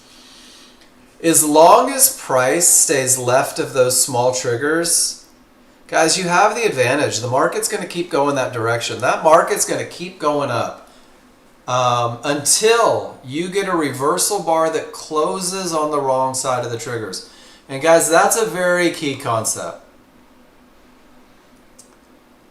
Closes, finishes, produces an entire bar on the wrong side of the small triggers. That's the one. That's the killer. So if you just jumped into a trade and it's not a pullback to areas inside of favorable large triggers, guys, it's just jumping in, hoping momentum carries you.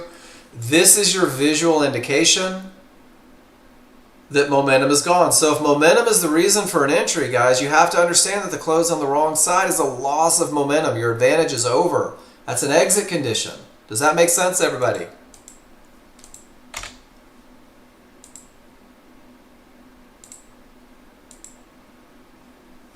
Same is true here. Everything says down. It pushes up, but it doesn't close on the wrong side. Once it closes on the wrong side, guys, that's your exit condition. And then if you get back in, that's cool. Ride that wave until the close. And that's kind of the cool thing is you can start holding on for these bigger moves. And I lost, whoops. And I lost my other picture. I think I accidentally deleted it. So let me see if I can find the other picture. I take a lot of pictures, guys. I saved one twice.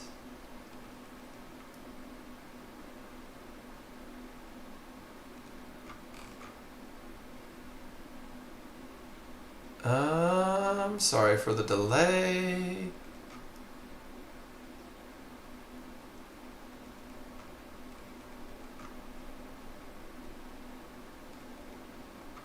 was such a good picture too.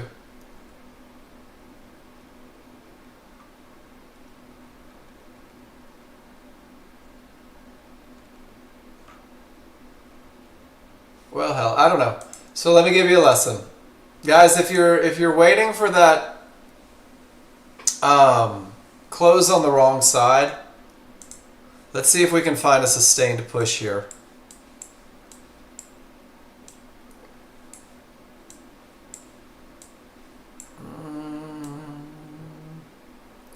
That's a pretty good example. It pushes down and continues up, and then I get the close. This one produces a reversal bar, but it's not on the wrong side, and the market continues down until it gets to the wrong side. So make sure that you're using the language. Close on the wrong side of the triggers. And that's pretty much the whole lesson, guys. If I'm trading into an area, and I'm like, all right, I think this area may break. I hope this area breaks because of momentum. You can use that reversal bar. I think 77 might break here. I'm not sure. So if it doesn't give me a reversal bar on the wrong side, I'll hold into that area. And that's one of the ways you can use it to hold bigger moves. Gap theory. Risk going in, close to fib based on pullback and momentum. Entry. That's a rough one. No momentum, no clear path. I think you got lucky. And then here you had room to the fib, and you capitalized nicely with the momentum. And then you tried to go short. No, that was your stop. Oh my gosh, what a crazy hold.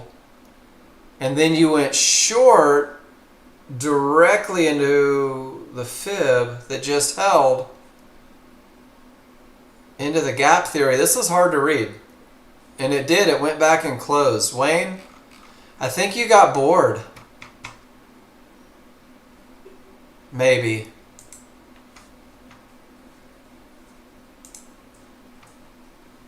And then entry, we're looking at this one, I think. 27, so 27's all the way up here. So you get in on the other side of the fib. I like that. Out at the fib, nice. No reason to give it back, but you did. Two divergences, take your exit, very nice. Out at the fib. And then the difference between strong triggers into a fib and weakening triggers into the fib. What a great place to get paid. You'll always find the next trade, guys. You'll always find the next trade. Erla, everything says up. You get in with strength. You got in without real momentum, and then you get in on the right side of everything. And that one's easy, all the way up, out at the target, then held it a little longer than maybe you needed to. And then getting it again, and that time you get out at the target. Nicely done. Trading with direction is so much easier. I see why you took the short, it just didn't work. And then same thing, get below, out at trouble, kept it going. You got the close on the wrong side, but it was just kind of a trend trade-y look. So you held it until the second one. Nice trading, Wayne.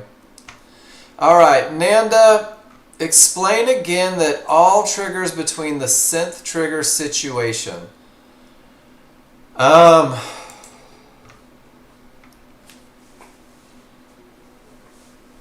I'm not entirely sure what you mean.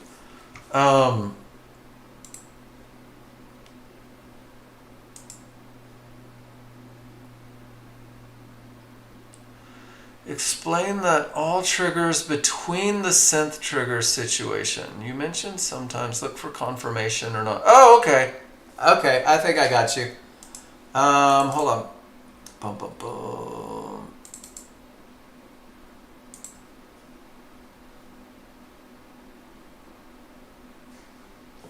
All right, so I think what you're talking about, and correct me if I'm wrong, and I think we can use this one right here, Nanda.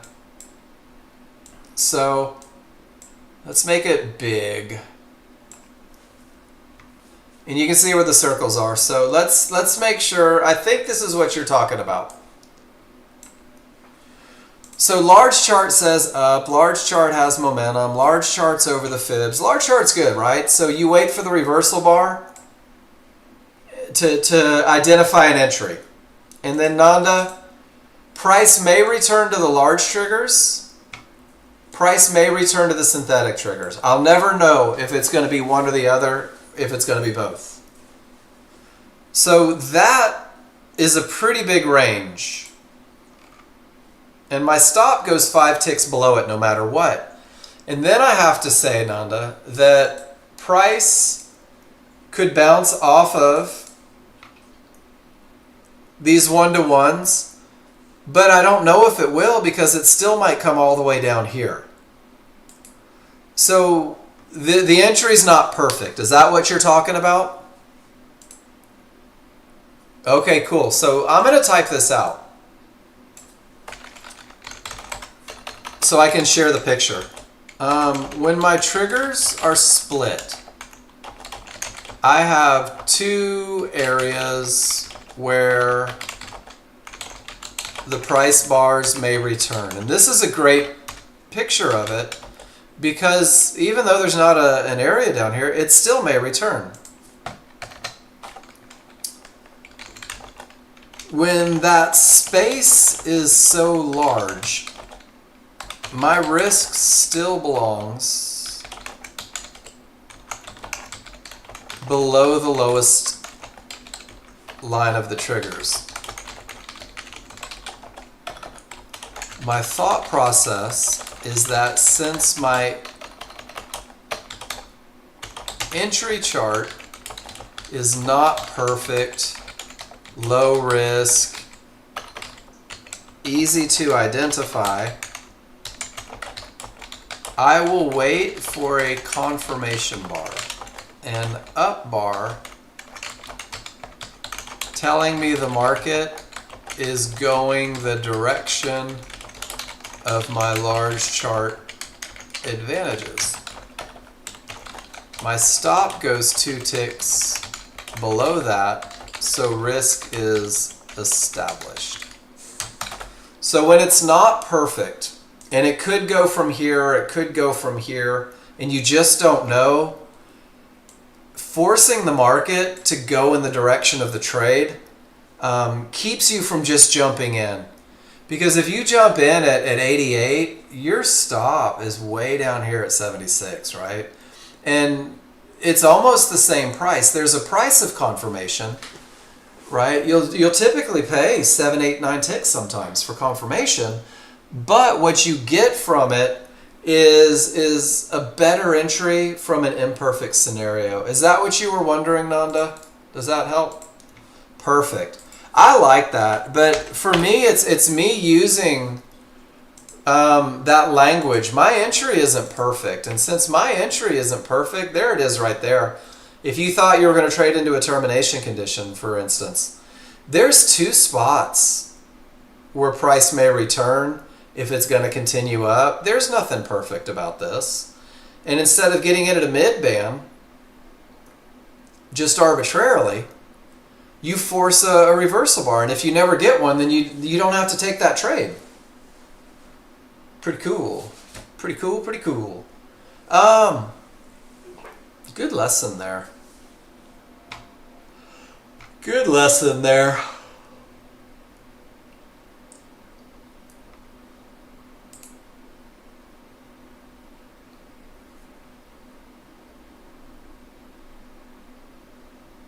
What else do we have, guys? What do you want to talk about? This is your class.